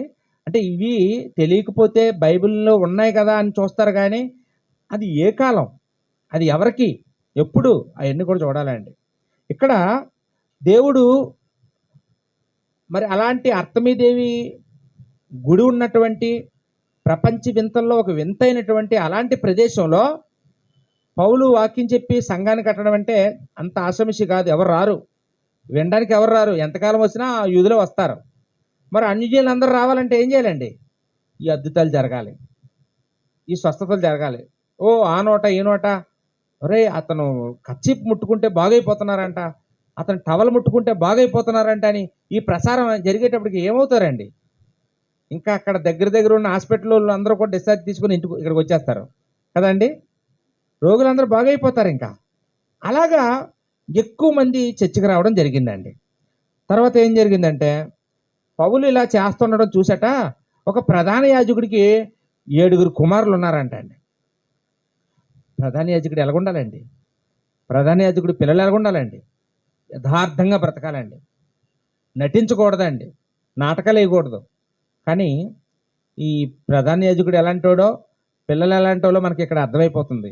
వీళ్ళు ఏం చేస్తున్నారంటే, పౌలు దగ్గరికి అంతమంది వెళ్తున్నారు, మన దగ్గరికి ఎవరు రావట్లేదు, మనం కూడా పౌలులాగా మనం కూడా చేద్దాం. పౌలు ఎలాగైతే ప్రార్థన చేస్తున్నాడో అలా మనం చేద్దాం, ఆయన వాడే పదాలు వాడదాం. అప్పుడు మనం కూడా రోగులు బాగు చేసేస్తాం, మనం దెయ్యాలు వదలగొట్టేస్తాం అనుకున్నారంట అండి. అప్పుడు వీళ్ళ దగ్గరికి ఒక దెయ్యాన్ని తీసుకొచ్చారంట. అంత దెయ్యం పట్టుకొని తీసుకొచ్చేటప్పుడు పౌలులాగా వీళ్ళు కూడా మాట్లాడుతున్నారంట అండి. సేమ్ పౌలు గారు ఎలా పదాలు వాడుతున్నారో పౌలులాగా వీళ్ళు కూడా ప్రార్థన చేశారంట. చేసేటప్పటికి ఆ దెయ్యం గడు మాట్లాడుతున్నాడండి. నాకు యేసు తెలుసు, నాకు పౌలు తెలుసు, మీరెవరో అని అడిగాడంట దెయ్యం. అడిగప్పుడు 7గురిలో 2 పట్టుకున్నాడంట దెయ్యం. రెక్కలు పట్టుకుని వాళ్ళ బట్టలు మొత్తం చింపేశాడంట, సూపర్ గాయాలు చేసేసాడంట వాళ్ళని. వాళ్ళు అతని చేతిలో ప్రాణ భయంతో చేతులు విడబెట్టుకొని దిగంబరులై ఊరి మీద పరిగెత్తుకొని వెళ్ళారంట అండి. ఎంత నవ్వులపాలు అయిపోయారో అండి. కాబట్టి ఎప్పుడు కూడానండి ఎవరో చేస్తున్నారని అది కాపీ కొట్టి మనం చేయడానికి ట్రై చేస్తే ఇలాగే అయిపోతాం ఏమంటే. అది ఈరోజు చాలామంది పౌలు గారు చేసినట్టు చేస్తున్నారు. అన్నీ అబద్ధాలండి. ఈ నటనలో ఈ లోకపు నటన గతించును అన్నాడు. గతించిపోతాయి, ఇవేమి శాశ్వతం కావు. ఏదో ఒకరోజు తీర్పు దినాన్న దేవుడు లెక్క అడుగుతాడండి. ఇక్కడైతే వీళ్ళకి వెంటనే లెక్క అడిగేశాడు. ఇంక జన్మలో ఇలాంటి పని చేయకూడదు అనుకుంటారు వీళ్ళు. ఉం? తర్వాత మనం చూసినప్పుడు మరొక అద్భుతం జరిగిందండి. 18వ వచనంలో విశ్వసించిన వారు అనేకులు, లేకపోతే 17వ వచనం, ఈ సంగతి ఎఫెసులో కాపురమున్న సమస్తమైన యూదులకును గ్రీసు దేశస్తులకును తెలియవచ్చినప్పుడు వారందరికీ భయం కలిగను. అమ్మ, ఎందుకంటే భయం కలిగింది ఆ పట్టణంలో ఉన్న వాళ్ళందరికీ? పౌలు గారు ఇంతకుముందు వాక్యం చెప్తే మనం అడ్డేశాం, పౌల్ని ఎదిరించేశాం, పౌలతో గొడవలాడాం, పౌల్ని రావద్దన్నాం సమాజ మందిరంలోకి. పౌలు నిజంగా దేవుని సువార్తికుడే, అందువల్ల ఆయన దెయ్యాలు వదలగొట్టగలుగుతున్నాడు. ఆ దెయ్యం కూడా మాట్లాడింది, పౌలు నాకు తెలుసని, యేసుప్రభు నాకు తెలుసని అన్నదా దెయ్యం. వీళ్ళని మాత్రం బట్టలు ఒడగొట్టి కొట్టింది. కాబట్టి పౌలు గొప్పవాడు. పౌలు కచ్చి పట్టుకుంటే బాగైపోతున్నారు, పౌలు టవల్ పట్టుకుంటే బాగైపోతున్నారు. అమ్మ బాబోయ్, అలాంటి గొప్పవాడిని తిట్టాను, ఇంతకుముందు తెలియక తిట్టేశాను అని ఆ ప్రాంతంలో ఉండే వాళ్ళందరూ, అంతకుముందు పౌల్ని ఎవరెవరైతే దూషించారో వాళ్ళందరూ పౌలు దగ్గరికి వచ్చేసారంట అండి. ఇప్పుడు వచ్చేసి ఏమంటున్నారండి? భయం కలిగిందంట. ప్రభు అయిన యేసు నామమున ఘనపరచబడిను. ఎప్పుడైతే అందరికీ భయం కలిగిందో, 18వ వచనం, విశ్వసించిన వారు అనేకులు వచ్చి తాము చేసిన వాటిని తెలియజేసి ఒప్పుకొనిరి. సారీ సార్, క్షమించండి సార్, మిమ్మల్ని అలాగనేసాను సార్, ఎలాగనేసాను సార్, మిమ్మల్ని కొట్టాను సార్, మిమ్మల్ని తిట్టాను సార్, ఇంకెప్పుడు ఇలా చేయండి సార్ అని పౌల్ని బ్రతిమలాడుకున్నారంట అండి. మాంత్రిక విద్య అభ్యసించిన వారు అనేకులు తమ పుస్తకములు తెచ్చి అందరి ఎదుట వాటిని కాల్చివేసిరి. ఏం చేశారమ్మా అంటే, ఈ ఎఫెసు పట్టణంలో మాంత్రిక విద్య నేర్పించే కళాశాలలు ఉండేవండి, కాలేజీలు. అంటే ఇప్పుడు ఉన్నాయండి, అలాంటివి ఉంటాయండి ఇప్పటికీ కూడా. మంత్రాలు అవి నేర్పించే కాలేజీలు ఉంటాయి కదండి, వేదాలు నేర్పించే కాలేజీలు ఉంటాయి. ఎఫెసులో మరి అర్తమీదేవి గుడి ఉండబట్టి అక్కడ ఇలాంటి కళాశాలలు ఉండేవా వాళ్ళకి, అన్యజనులకి. పౌలు చేసిన ఈ అద్భుతాలు చూసి ఎంత మార్పు వచ్చిందంటే వాళ్ళలో, ఈ మాంత్రిక విద్య నేర్చుకునే కళాశాలలో ఉండే పుస్తకాలు ఉంటాయి కదండి, అవన్నీ తీసుకొచ్చి రోడ్డు మీద తెచ్చి పడేసి నిప్పి పెట్టేసుకున్నారట వాళ్ళే. ఎందుకంటే ఇందులో జీవం లేదు, ఇందులో శక్తి లేదు, నిజమైన దేవుడు యేసుక్రీస్తు, ఇవి కావు అని చెప్పి వాళ్ళు గ్రహించారు. కాబట్టి తీసుకొచ్చి నిప్పి పెట్టేశారంట అండి. వాటి ఖరీదు ఎంతో రాశారు ఇక్కడ చూడండి, 19వ వచనంలో, అపొస్తలుల కార్యం 19:19లో ఆఖరి మాటలో, వారు లెక్క చూడగా వాటి వెల 50,000 వెండి రూకలాయను. 50,000 వెండి నాణేలంట. ఏమండి, మనకు వెంటనే ఐడియా వచ్చేస్తుంది యోధాలాగా. ఇస్కరియోతు యోధాకి కూడా అలాగే ఐడియా వస్తుంటుందండి.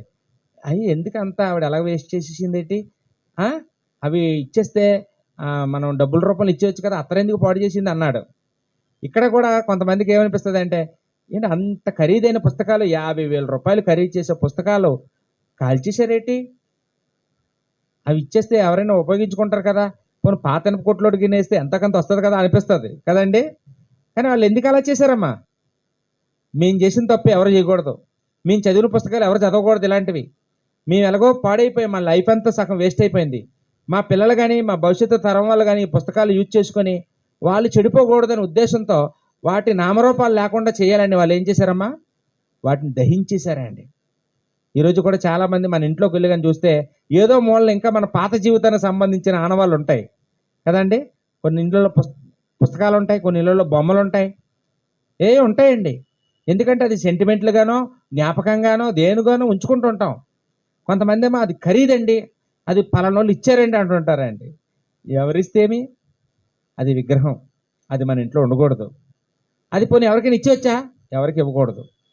ఒకళ్ళు ఇచ్చామనుకోండి మన గజ్జి వాళ్ళకి అంటించినట్టు అవుద్ది. వాళ్ళు కదా మొదలెట్టుతారు ఇంకా ఆ రోజు నుంచి దాన్ని పూజించడం. కాబట్టి మనం కూడా ఏం చేయాలండి, అది ఎన్నడూ మళ్ళీ మన ఇంట్లో కనపడకుండా కాల్చేయాలండి. మీరు ఎప్పుడైనా ఏదైనా కాల్చారండి ఒక పుస్తకాన్ని, అలాగా ఓ పుస్తకాలు కానీ ఓ ఫోటోలు కానీ? మన ఇంట్లో విగ్రహం ఉండకూడదండి, మన ఇంట్లో విగ్రహానికి సంబంధించిన ఆనవాళ్ళు ఉండకూడదండి, రూపురేఖలు ఉండకూడదు. శుద్ధి చేసేసుకోవాలండి మన ఇల్లుని. అదండి మారు మనసు అంటే అది. అయ్యి ఒక మూలలో పడేసి మనం ఓ మూలలో ఉండడం, అది మారు మనసు కానే కాదు. వీళ్ళకి వచ్చిందండి నిజమైన మారు మనసు. 20 వచనంలో, ఎంత ప్రభావంతో ప్రభువు వాక్యము ప్రబలమై వ్యాపించెను. ఎంత ప్రభావంతో, ఎంత ప్రభావం అండి! ఇదేం మామూలు ప్రభావం అండి? ఒకప్పుడు పౌలుని ఎవరెవరైతే దూషించారో ద్వేషించారో వాళ్ళందరూ వచ్చి క్షమాపణ చెప్పినంత, పౌలు కచ్చి పట్టుకెళ్తే బాగుపడినంత, పౌలు టవల్ పట్టుకెళ్తే స్వస్థత పొందినంత, దెయ్యాలు కూడా పౌలు, నాకు తెలుసు పౌలు సేవకుడని దెయ్యాలు ఒప్పుకున్నంత, ఇంత ప్రబలంగా పుస్తకాలు కాల్చేసినంత. 50,000 రూపాయలు ఎక్కువ, దేవుడు ఎక్కువ అంటే వాళ్ళు ఏది ఎక్కువ అనుకున్నారండి? దేవుడే ఎక్కువ మాకు. దేవుడి కోసం 50,000 రూపాయలు కాలిపోయినా పర్వాలేదు అనుకున్నారండి. అదండి ప్రభావం అంటే. ఇప్పుడు ఇలాంటి ప్రభావం ఉందండి ఈ కాలంలో ఎక్కడైనానో? ఇలాంటి ప్రభావం, ఇలాంటి ఉద్యమం ఎక్కడైనా మనం చూడగలుగుతున్నామా అండి? మనందరం ఏదో సప్పగా ఏదో అలాగా బ్రతికేస్తున్నామండి. ఇలాంటి తీవ్రత లేదు, ఇలాంటి నిర్ణయాలు లేవు, ఇలాంటి చెప్పుకోవడానికి కూడా ఎక్కడ కనపడటం లేదండి. గొప్ప సేవ జరిగిందండి ఎఫెసీ పట్టణంలో. పౌలు గారు వెళ్ళినప్పుడు మొదటి రోజే 12 మందికి బాప్తిస్మం ఇవ్వడం, తర్వాత ఇవన్నీ జరగడం చూస్తుంటే, అక్కడ అర్తమీదేవి గుడున్న, అది ప్రపంచ ప్రఖ్యాతిగాంచిన దేవాలయమైన దెబ్బకి దేవాలయానికి తాళాలు వేసుకునే పరిస్థితి అయిపోయిందంట. చూడండి, ఆ మాటలు కూడా ఇక్కడ మనం చూస్తూ ఉన్నామండి. ఎన్నో వచనం? 23వ వచనం. ఆ కాలమందు క్రీస్తు మార్గం గురించి చాలా అల్లర్లు కలిగిను. ఏలయనగా దేమేత్రి అను ఒక కంసాలి అర్తమీదేవికి వెండి గుళ్ళను చేయించడం వలన ఆ పనికి వారికి మిగులు లాభం కలుగజేయుచుండెను. ఇక్కడ దేమోత్రి అనే ఒక కంసాలి కాంట్రాక్టర్ ఉన్నాడండి. ఈయనేంటంటే సప్లై చేస్తుంటాడు ఈ గుడికి సంబంధించిన బొమ్మలు, ఉపకరణాలు, ఇవన్నీ కూడా ఇత్తడితో తయారు చేయించి అవి సాటి కంసాలులకి, వ్యాపారస్తులకి విక్రయిస్తూ ఉంటాడు.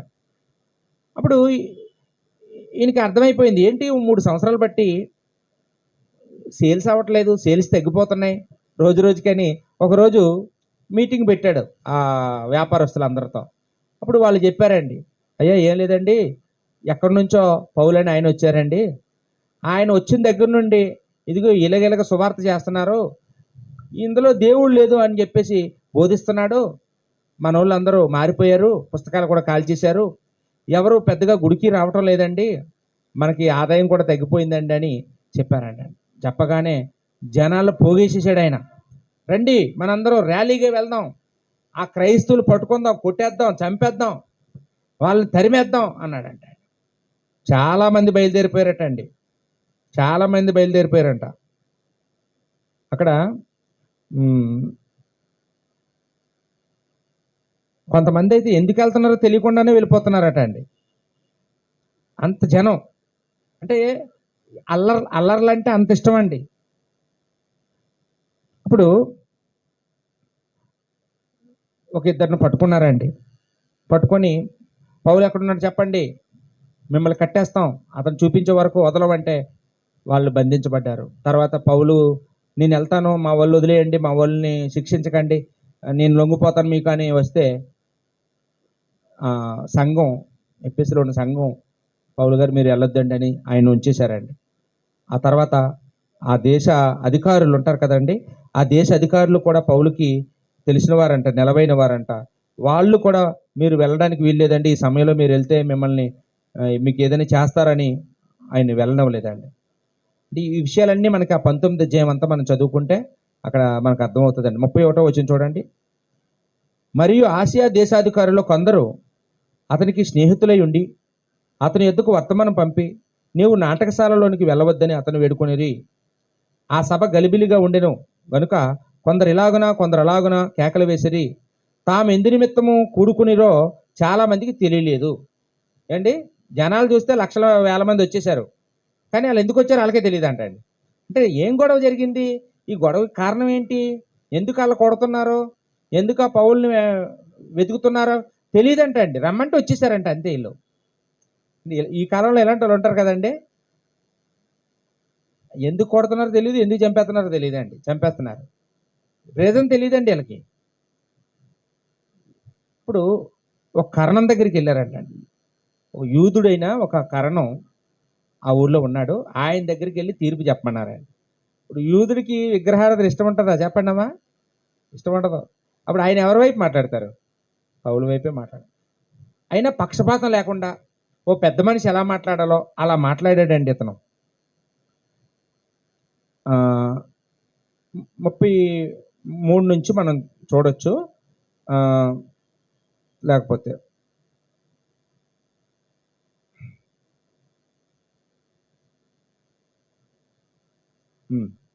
33. అప్పుడు యూదులు అలెక్సేంద్రియను ముందుకు త్రోయిగా కొందరు సమూహములో నుండి అతన్ని ఎదుటికి తెచ్చిరి. అలెక్సేంద్రియ సైగ చేసి జనులతో సమాధానము చెప్పుకొనవలనని ఉండెను. అయితే అతడు యూదుడని వారు తెలుసుకున్నప్పుడు అందరూ ఏకశబ్దంతో 2 గంటల సేపు ఎపిసీల అత్తమీదేవి మహాదేవి అని కేకలు వేసిరి. అంతటి కారణము సమూహమును సముదాయించి, ఎపిసీలరా,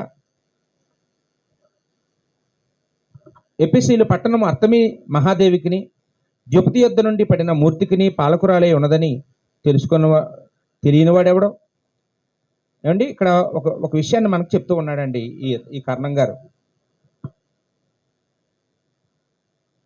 ఎపేసీయుల పట్టణము అర్తమి మహాదేవికిని ద్యుపతి యొద్ద నుండి పడిన మూర్తికిని పాలకురాలే ఉన్నదని తెలియనివాడెవడు. అమ్మ, మన మహాదేవి గురించి మీరు ఎందుకు ఈ గొడవ పెడుతున్నా నాకు అర్థం లేదు. మన దేవి ఏమైనా సామాన్యురాలా? మన దేవి ఎవరు అనుకున్నారు? ద్యుపతి యొద్ద నుండి పడిన మూర్తి అంటున్నాడండి. ద్యుపతి యొద్ద నుండి పడిన మూర్తి అంటే, ద్యుపతి అంటే ఆకాశం. ఆకాశం నుంచి పడింది ఈ దేవత అంటున్నాడండి. అంటే ఇప్పుడు ఆకాశం నుంచి ఇప్పుడు కూడా గ్రహ శకలాలు పడుతుంటాయి. ఈ శూన్యంలో చాలా గ్రహ శకలాలు వేలాడుతూ అలా తిరుగుతూ ఉంటాయి. ఎప్పుడో దగ్గర పడిపోతుంటాయి. ఎక్కువ శాతం సముద్రంలో పడతాయి గ్రహ శకలాలు. ఒకవేళ భూమి మీద ఎక్కడైనా పడ్డాయి అనుకోండి, ఇప్పుడు కూడా మ్యూజియంలో అటు పెడుతుంటారు వాటిని ఏమంటారండి మనం? ఉల్కలు అంటాం. ఉల్క అంటే గ్రహ శకలాలు, రాళ్ళు పడతాయి. అలాంటి ఒక గ్రహ శకలం పడిందంటండి ఎపిసి పట్టణంలో. పడేటప్పటికి వాళ్ళందరూ ఏమనుకున్నారంటే ఇది ఆకాశం చూడు పడిందంటే ఇది దేవత అనుకొని వెంటనే అక్కడ గుడి కట్టేశారండి. అది ప్రపంచ ప్రఖ్యాతిగాంచిన వింతల్లో ఒక వింత అయిపోయింది అప్పుడు ఆ కాలంలో, మొదటి శతాబ్దంలో. దాన్ని చెప్తున్నాడు అనమాట ఈయన. ఇది మామూలు దేవత ఏం కాదు, ఆకాశం నుంచి పడిన దేవత అని వాళ్ళకి గుర్తు చేసి ముందు వాళ్ళు కూల్ చేస్తున్నాడండి, లేకపోతే కేకలేసేస్తున్నారు. అప్పుడు తర్వాత మాట్లాడుతూ ఉన్నాడండి. ఈ సంగతులు నిరాక్షేపణమైనవి. ఈ సంగతులు అంటే మీరు చెప్తున్నారు వీళ్ళ మీద నిందలేస్తున్నారు, ఈ పౌల మీద, ఈ క్రైస్తువుల మీద మీరు నిందలేస్తున్నారు, ఇవన్నీ ఆక్షేపం లేనివి, ఆధారాలు లేనివి అన్నాడండి.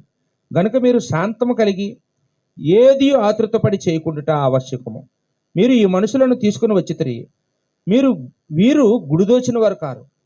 వీళ్ళు ఏమైనా మన దేవత గుడిలోకి వచ్చి ఏమైనా ఉండి పగలగొట్టి పట్టుకెళ్ళారా? లేదు. మన దేవతను దూషింపను లేదు. కొన్ని ఎప్పుడైనా ఈ దేవత పేరు ఎత్తి ఎక్కడైనా దూషించారా? అది లేదు. దేమోత్రికిని అతనితో కూడా ఉన్న కంసాలులకును ఎవరి మీదైనను వ్యవహారం ఏదైనాను ఉన్న ఎడల న్యాయ సభలు జరుగుతున్నవి, అధిపతులు ఉన్నారు కనుక వారు ఒకరితో ఒకరు వ్యాజ్యమాడుకోవచ్చును. పోనీ మీతో ఏమైనా పర్సనల్ గొడవలు ఏమైనా ఉన్నాయా పౌలు గారికి? ఈ దేమోత్రితో కానీ ఈ కంసాలతో కానీ ఎప్పుడైనా అతను గొడవలు పడ్డాడా? లేదు. అలాంటి ఏమైనా ఉంటే వచ్చి కేసు వేయండి ఆయన మీద అంటున్నాడు. అయితే మీరు ఇతర సంగతుల గురించి ఏమైనా విచారం చేయవలని ఉంటే అది క్రమమైన సభలో పరిష్కారమగును. మనము ఈ గలిబిలిని గురించి చెప్పదగిన కారణం ఏమీ లేనందున నేడు జరిగిన అల్లరిని గురించి మనల్ని విచారంలో తెత్తరేమో. ఇంకా వాళ్ళు కానీ తిరిగి కేసు పెట్టారనుకో మీ పని అయిపోద్ది అంటున్నాడు అనమాట ఈయన. అని ఇట్లు గుంపు కూడిన తగిన కారణము చెప్పజాలమని వారితో అనెను. అందుకిలాగో చెప్పి సభను ముగించెను. ఏమండి, ఇది మనం ఏదో చదువుకున్నప్పుడు సింపుల్గా అయిపోయింది అనుకుంటున్నాం, కానీ పౌలు ఈ విషయాలు కొరింథీయులకు చెప్తూ ఇది ఎంత ఘోరంగా భయపడ్డాడో పౌలు చెప్తూ ఉన్నాడు. చూడండి ఒకసారి మొదటి కొరింథీ పత్రిక 15 అధ్యాయంలో 32వ వచనం అండి. మనుష్య రీతిగా నేను ఎఫెసులో మృగములతో పోరాడిన ఎడల నాకు లాభమేమి? ఎఫెసులో ఎలా ఎలా ఎలా బ్రతికాడంటే అండి పౌలు, మృగములతో పోరాడినట్లు. అమ్మ, మీరు ఎప్పుడైనా మృగాలతో పోరాడారా? మనుషులతో పోరాడి ఉంటారు కానీ మృగాలతో పోరాడి ఉండవు. మృగాలతోనంటే సింహంతోని, పులితోని, ఎలుగుబంట్లతోని, ఖడ్గం, మృగంతోని వీటితో పోరాడతామా? పోరాడితే పోనీ అవేమో మన ముఖం రెక్కేస్తే బాగోదని ఆలోచిస్తాయా? మన ఎముకలు ఇరిచేస్తే బాధపడతామని ఏమి ఆలోచిస్తాయా? మృగాలు అంటారు అందుకే వాటిని. ఎఫెసులో మనుషులు ఎలాంటి వాళ్ళు అంటండి? మృగాలు లాంటి వాళ్ళు. మృగాలు, కనికరం ఉండదు, మందన కనికరించరు వాళ్ళు, అందుకే మృగాలు అన్నాడండి. అలాంటి వాళ్ళతో నేను 3 సంవత్సరాలు నేను పోరాడాను, నాకు ఫలితం ఏముంది అంటున్నాడు అనమాట. చూడండి 2 కొరింథీ పత్రికలో 1వ అధ్యాయం 8వ వచనంలో ఇక్కడ కూడా ఈ ఎఫెసీ సంఘంలో ఆయన పడిన కష్టాలను ఒక మాటతో వర్ణిస్తూ చెప్తూ ఉన్నాడండి. 2 కొరింథీ 1:8. సహోదరులరా, ఆసియాలో మాకు తటస్థించిన శ్రమను గురించి మీకు తెలియకుండా మాకు ఇష్టం లేదు. అదేదనగా మేము బ్రతుకుదమను నమ్మకం లేక ఉండుటట్లుగా మా శక్తికి మించిన అత్యధిక భారం వలన కృంగిపోతిమి. మరియు మృతులను లేపు దేవుని యందే గాని మా యందే మేము నమ్మకం ఉంచుకుంటున్నట్లు మరణమగుదమని నిత్యము మా మట్టుకు మాకు కలిగి ఉండెను. మేము చచ్చిపోయాం అనుకున్నాం, అసలు మళ్ళీ బ్రతుకుతాం, మళ్ళీ మిమ్మల్ని చూస్తాం, మీ దగ్గరకు వస్తామని అనుకోలేదు అంటున్నాడండి. ఏమండి? కాబట్టి ఇదంతా పౌలు ఆ ఎఫెసీ పట్టణంలో పడిన కష్టాలండి ఇవన్నీ. 20వ అధ్యాయానికి వచ్చేద్దామండి. అపొస్తలుల కార్యం 20వ అధ్యాయానికి వచ్చేస్తే అప్పుడు అల్లర్లన్నీ తగ్గిపోయాయి, గొడవలు శాంతించాయి. అప్పుడు పౌలేమో ఆ ఊరు విడిచిపెట్టి మళ్ళీ వెళ్ళిపోయారండి. 3వ సువార్త ప్రయాణం అయిపోయినప్పుడు ఆయనేమో యెరూషలేముకి వెళ్ళిపోయి ఇంకా ప్రయాణాలు ముగించేశారు. కానీ మరలా ఒక సందర్భంలో ఈ ఎఫెసీకి రావాలనుకున్నారు, కానీ ఎఫెసీకి రాలేదండి. మిలేతు దగ్గరికి వచ్చి అక్కడ మిలేతులో సంఘ పెద్దలు పిలిపించుకున్నారు. ఎఫెసీ పట్టణంలో ఉన్న సంఘంలోని పెద్దల్ని ఈ మిలితే దీపం దగ్గరికి రమ్మని, ఇక్కడే వాళ్ళతో మాట్లాడి, ఇదే చివరి చూపులు, ఇంకా నేను మీతో మాట్లాడడానికి రావడానికి అవ్వదు, నేను చచ్చిపోతాను, నేను మళ్ళీ మనం కలుసుకోము, ఇంక ఇదే చివరి మాటలని కొన్ని మాటలు మీకు చెప్పేసి వెళ్ళిపోతానని సంఘ పెద్దల్ని పిలిపించాడండి. అదే 20వ అధ్యాయం చూడండి. 20వ అధ్యాయంలో మనకి 17వ వచనం నుంచి చూస్తే, అతడు మిలేతు నుండి ఎఫెసునకు వర్తమానము పంపి సంఘపు పెద్దలను పిలిపించెను. వారు తమ యొద్దకు వచ్చినప్పుడు అతడు వారితో ఇట్లనెను. ఇది ఎలా ఉంటుందంటే, ఇది రిటైర్మెంట్ ఫంక్షన్ రోజు మాటలు ఉంటాయి కదండి, అలా ఉంటుందండి. ఇది అద్భుతం అండి. నేను ఆసియాలో కాలు పెట్టిన దినం నుండి ఎల్లకాలము మీ మధ్య ఎలాగో నడుచుకుంటున్నో మీరే ఎరుగుదురు. అంటే ఒక్కదానికి కూడా అవతల వాళ్ళ దగ్గర నుంచి నో అనే మాట ఉండదండి. నేను అడుగు పెట్టిన రోజు నుండి 3 సంవత్సరాలు ఉన్నాను, నేను ఎలా నడుచుకున్నానో మీకు తెలుసు అంటున్నాడండి పెద్దలతో. వాళ్ళు తలకాయలు ఏమంటారండి? అవునండి అంటారండి. యూదుల కుట్రల వలన నాకు శోధనలు సంభవించినను కన్నీళ్లు విడిచుచు పూర్ణమైన వినయభావంతో నేను ఎలాగూ నా ప్రభువును సేవించుచుంటునో మీకే తెలియను. వాళ్ళు ఏమంటారండి? అవునండి. యూదులు ఎన్ని కష్టాలు పెట్టినా పౌల్ని ఈయనట వినయభావంతో, పూర్ణమైన వినయభావంతో. ఏమండి, ఈరోజు ఎవరైనా ఉంటారండి అలాంటి ఎన్ని మాటలన్నా వినయంగా ఉండేవాళ్ళు ఎవరన్నా చెప్పండి? నలుగురిలో మనం నిలబెట్టి ఒక్క నింద మన మీద వేస్తే, లేదా మన ఒక్క లోపాన్ని మన గురించి మాట్లాడితే వెంటనే కస్సుమని లెగుస్తారు. కానీ పౌలైతే ఎవరు ఎన్ని శోధించినా, ఎంత రెచ్చగొట్టినా పూర్ణమైన వినయభావంతో నేను ఎలా ఉన్నానో మీకే తెలుసు అంటున్నాడండి. మరియు ప్రయోజనకరమైనది ఏది దాచుకొనక బహిరంగంగాను ఎంటెంటనో మీకు తెలియజేయచ్చు, బోధించుచు. బహిరంగంగాను ఏంటంటాను అంటే, ఈరోజు కొంతమంది స్పీకర్లు మనం చూస్తుంటాం, వాళ్ళు పబ్లిక్ మీటింగ్లో బాగా వాక్యం చెప్తారండి. పొరపాటున మా ఇంట్లో చిన్న గృహ కూడుకుందండి, వాక్యం చెప్తారేంటంటే ఏమంటారండి? మేము గాస్పల్ స్పీకర్స్ అండి, మేము వచ్చామంటే ఒక 1000 మంది కూర్చోబెడతానంటేనే వస్తాం. అంతేగాని ఇంటి దగ్గర ప్రార్థన కాట్లకి, గృహ కూడికలకి, వీధి కూడికలకి మాలాంటి వాళ్ళని పిలవకూడదండి, మీరు ఎవరైనా చిన్న చిన్న వాళ్ళు పిలుచుకోండి అంటారు ఆయన. పౌలైతే బహిరంగంగా మాట్లాడాలన్నా మాట్లాడారు, ఇంటింటా మాట్లాడాలన్నా మాట్లాడారు. ఆయనకి ఏం అలాంటి అహంకారం ఏం లేదండి. ఏది దాచుకోకుండా చెప్పారంట అండి. ఆయనకి తెలిసిన వాక్యం అంతా చెప్పేశారు. తర్వాత ఏమన్నారండి? దేవుని ఎదుట మారు మనసు పొంది మన ప్రభువైన యేసుక్రీస్తునందు విశ్వాసం ఉంచవలనని యూదులకును గ్రీసు దేశస్థులకును ఎలాగో సాక్ష్యం ఇచ్చుచుంటునో ఇదంతా మీకు తెలియను. ఎప్పుడు నేను మారు మనసు గురించే బోధించాను, అది మీకు తెలుసు అంటే ఏమంటారండి? తలకాయ ఎలగొప్తారు. అవునండి. ఇదిగో నేను ఎప్పుడు ఆత్మీయందు బంధింపబడిన వాడినై యెరూషలేమునకు వెళుచున్నాను. అక్కడ నాకు ఏమి సంభవించినో తెలియదు, కానీ బంధకములను శ్రమలను నా కొరకు కాచుకొని ఉన్నవని పరిశుద్ధాత్మ ప్రతి పట్టణంలోనూ నాకు సాక్ష్యం ఇచ్చున్నాడని తెలియదు. నేను చచ్చిపోతాను, నేను రెడీగా నేను చెరలోకి వెళ్ళిపోతాను, నాకు అర్థమైపోతుంది, నేను మరలా రాను అని చెప్తున్నాడండి. చివరికి ఇక్కడికి వచ్చేటప్పటికి 31వ వచనం చూడండి. కావున నేను 3 సంవత్సరములు రాత్రింబగళ్ళు కన్నీళ్లు విడిచుచు ప్రతి మనుషునికి మానక బుద్ధి చెప్పుతానని మీరు జ్ఞాపకం చేసుకొని మెలకుగా ఉండుడి. 3 సంవత్సరాలు ఎలాగున్నారటమ్మా పౌలు? రాత్రింబగళ్ళు కన్నీళ్లు విడిచుచు. అంటే ఎప్పుడూ కూడా కన్నీటి ప్రార్థన చేసుకుంటూ, కష్టాలు అనుభవిస్తూ, శ్రమలు అనుభవిస్తూ మీ మధ్యన ఉన్నాను. నేనేం ఆస్తులు కూడబెట్టుకోలేదు, నేనేం భూములు కొనుక్కోలేదు, రాజకీయాల్లో జాయిన్ అవ్వలేదు, నేను ఎలా బ్రతికానో మీకే తెలుసు అంటున్నాడు అనమాట. తర్వాత అంటున్నా చూడండి. ఇప్పుడు దేవునికిని ఆయన కృపవాక్యమునకు మిమ్మల్ని అప్పగించున్నాను. 33వ వచనం చూడండమ్మా. ఎవని వెండినైనను బంగారమునైనను వస్త్రములైనను నేను ఆశింపలేదు. వెండి బంగారం వస్త్రాలు ఆశింపలేదు. మనకి ఇలాంటి మాటలు సమూయేలు పదవి విరమణ రోజున మాట్లాడతారండి. నేను ఎవరు ఎద్దునైనను ఎవరు గార్ధమనైనను ఎవరి దగ్గర తీసుకుంటారండి, నా దగ్గర రాజుగారి దగ్గర చెప్పండి అంటాడు. అలాంటిది ఏది నా దగ్గర కనపడదు అంటాడు. అలాంటి సవాలు యేసుప్రభు చేశారండి.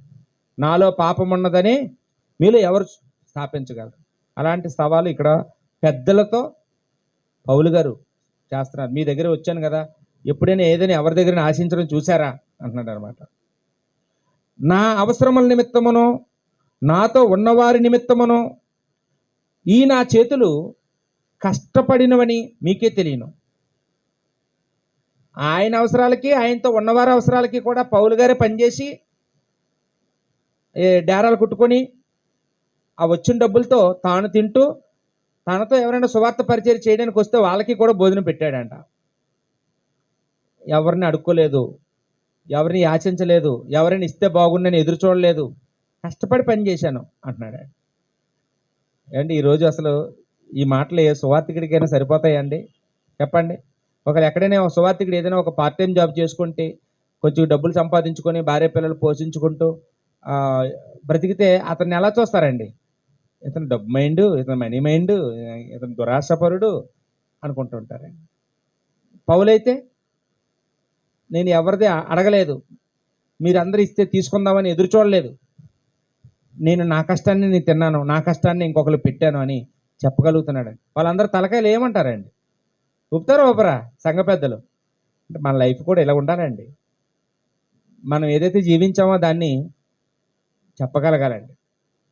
మనం ఇలాంటి మంచి జీవితాన్ని సంపాదించుకోవాలండి. పౌలు ఎందుకు ఇలా చేశాడట అంటే వాళ్ళకి వాక్యం చెప్పేటప్పుడు వాళ్ళు పోషించాలి, కానీ అలా తీసుకోకుండా ఆయనే పెట్టాడు. ఎందుకు చేశాడో ఇలా చెప్తున్నాడండి 35వ వచనంలో. మీరును ఇలాగ ప్రయాసపడి బలహీనులను సంరక్షింపవలననియో పుచ్చుకొనుట కంటే ఇచ్చుట ధన్యమని ప్రభువైన యేసు చెప్పిన మాటలు జ్ఞాపకం చేసుకొని వలననియో అన్ని విషయములలో మీకు మాదిరి చూపితునని చెప్పాను. యేసు ప్రభు చెప్పారు కదా, నేను కూడా అలాగే చేశాను. పుచ్చుకోవడం ధన్యత కాదు, ఇవ్వడమే ధన్యత. మీరు ఇలా మాదిరిగా ఉండండి అని సంఘ పెద్దలకి ఈ మాటలు చెప్పి మోకాళ్ళు వేసి ప్రార్థన చేసి నేను వెళ్ళిపోతున్నాను అని చెప్పాడండి. అప్పుడు ఆ వచ్చిన పెద్దలందరూ ఏడ్చేశారంట అండి. 37వ వచనం. పౌలును పట్టుకొని ఏడ్చేశారంట, ఇంకా రాను, ఇదే చివరి చూపులు అంటే. ఏమంటే ఇక్కడ ఏ సువార్థికుని నిన్న పట్టుకొని కన్నీళ్ళు పెట్టుకున్న వాళ్ళు మీరు ఎప్పుడైనా చూసారా? సువార్థికుని కన్నీళ్ళు పెట్టించిన సంఘాల గురించి విన్నాం, కానీ సువార్థికుడు వెళ్ళిపోతున్నాడని ఏడ్చిన వాళ్ళు ఎవరున్నారండి? చెప్పండి. ఈయన ఎప్పుడు పోతే బాగుంటుందా, కొత్తవాడు ఎవరైనా వస్తే బాగుండు, ఈ పాతోడు బుర్ర తినేస్తున్నాడు అని ఇలాంటి వాళ్ళని చూసాం మనం. పౌలు వెళ్ళిపోతున్నాడని ఏడుపండి. అదండి సంఘానికి సువార్థికుడికి ఉండవలసినటువంటి అవినాభావ సంబంధం. ఒక తండ్రి లెక్క, ఒక కుటుంబ సభ్యుల లెక్క వాళ్ళు ఇన్వాల్వ్ అయిపోయారండి. ఇంత మంచి వ్యక్తిని దూరం చేసుకుంటున్నాం, వెళ్ళిపోతున్నారు, మళ్ళీ రారు అని ఆ బాధ అండి, ఆ ఏడుపు, ఆ దుఃఖం. ఏమండి, ఇలాంటి సంఘాలని నేను ఇక్కడ చూడట్లేదు, ఇప్పటికొచ్చి ఎప్పుడు చూడలేదండి. ఇంత మంచి సంఘం అంటే ఈ సంఘానికి ఈ సంఘం ఇంత బాగా డెవలప్ అవ్వడానికి కారణం సువార్థికులే. మొట్టమొదటి సువార్థికుడు ఎవరండి? పౌలు. తర్వాత అపోల్లో. తర్వాత ఎవరు వెళ్ళారు తెలుసా? అకుల, ప్రిస్కిల్లా, వాళ్ళు కూడా ఉన్నారు. ఇంకెవరో ఎఫెసులో బోధించారమ్మా? తిమోతి. చూడండి, మొదటి తిమోతి పత్రికలో 1వ అధ్యాయము 3-4 వచనాల్లో ఇక్కడ తిమోతి గారి పేరు కూడా పౌలు గారు గుర్తు చేస్తూ ఉన్నారండి. మొదటి తిమోతి 1వ అధ్యాయము 3-4 వచనాల్లో, నేను మాసిదోనికి వెళ్ళుచుండగా సత్యమునకు భిన్నమైన బోధ చేయవద్దనియు, కల్పనా కథలను, మితములేని వంశావళులను, విశ్వాస సంబంధమైన దేవుని ఏర్పాట్లతో కాక వివాదములతోనూ సంబంధం కలిగి ఉన్నవని గనుక వాటిని లక్ష్య పెట్టవద్దనియు కొందరికి ఆజ్ఞాపించుటకు నీవు ఎఫెసులో నిలిచి ఉండవలనని నిన్ను హెచ్చరించిన ప్రకారము. నీవు ఎఫెసులో నిలిచి ఉండవలనని పౌలు తిమోతిని ఎఫెసుకు పంపించాడు. నువ్వు వాక్యం చెప్పు. అక్కడ కొంతమంది యూదులు ఆ పారంపర్యాచారాలు చేయమంటున్నారు, ఆ అనవసరమైనవన్నీ చేయమంటున్నారు. కాబట్టి ఆ వంశావళులు అవి గొప్పలు చెప్పుకుంటున్నారు, అవి ఏమొద్దని చెప్పు, ఆ కల్పనా కథలు ఏమొద్దని చెప్పు అని నిన్ను పంపిస్తున్నాను. నువ్వు వెళ్ళు, నేను మాసిదోనియాలో ఉంటాను, నువ్వు వెళ్ళి అక్కడికి వెళ్ళి వాక్యం చెప్పు అని పంపించారండి. కాబట్టి ఇక్కడ తిమోతి కూడా ఎఫెసులో పనిచేసిన సేవకుడు. తిమోతే కాకుండా జబదీ కుమారుడైన యోహాను, అంటే ప్రకటన గ్రంథాన్ని రాసిన యోహాను, ఈయన కూడా ఎఫెసులో పనిచేశాడండి. అంటే బైబిల్లో రాయలేదు, కానీ చరిత్ర పుస్తకాల్లో రాయబడింది. అందుకనే ప్రకటన గ్రంథంలో ఉన్నాయి ఎఫెసి ఆసియాలో ఉన్న 7 సంఘాల్లో ఆ సంఘాల గురించి యోహాను గారు రాశారండి. ఆయన అక్కడ వర్క్ చేశాడు కాబట్టి వాళ్ళందరి గురించి అతనికి సంబంధం ఉంది కాబట్టి ఆయన వాళ్ళకు ఉత్తరాలు రాస్తూ ఉన్నాడండి. వాళ్ళు ఆయన దగ్గర చూడడానికి వస్తూ ఉంటారు, అలాగనమాట. చూడండి ఒకసారి ప్రకటన గ్రంథానికి వచ్చేస్తే ఇక్కడ ఆ ఎఫెసి సంఘాన్ని గురించి కొన్ని మాటలు రాయబడ్డాయండి. 2వ అధ్యాయంలో 2వ వచనం నుంచి చూస్తే, నీ క్రియలను, నీ కష్టమును, నీ సహనమును నేను ఎరుగుదును. బాగుంది అండి. వాళ్ళ ఎఫెసులో ఉన్న సంఘం ఎలాంటి వాళ్ళంటే అండి, క్రియలు కలిగిన సంఘం, కష్టం కలిగిన సంఘం, సహనం కలిగిన సంఘం. నీవు దుష్టులను సహింపలేవనియు. దుష్టులు అంటే ఎవరు? ఈ అబద్ధ బోధకులండి. అపోస్తులు కాకయే తాము అపోస్తులమని చెప్పుకుని వారిని పరీక్షించి వారు అబద్ధికులని నీవు కనుగొంటివనియు. మంచిదేనండి, వీళ్ళు సత్యానికి చాలా ప్రాధాన్యత ఇస్తూ ఉంటారండి. చూడండి అక్కడ 7వ వచనంలో కూడా, లేకపోతే 6వ వచనంలో, అయితే ఈ ఒకటి నీలో ఉన్నది, నికోలయితుల క్రియలు నీవు దేశించుచున్నావు. నికోలయితులు అంటే వీళ్ళు కూడా అబద్ధ బోధకులు, వీళ్ళు కూడా నువ్వు దేశిస్తున్నావు అన్నాడండి.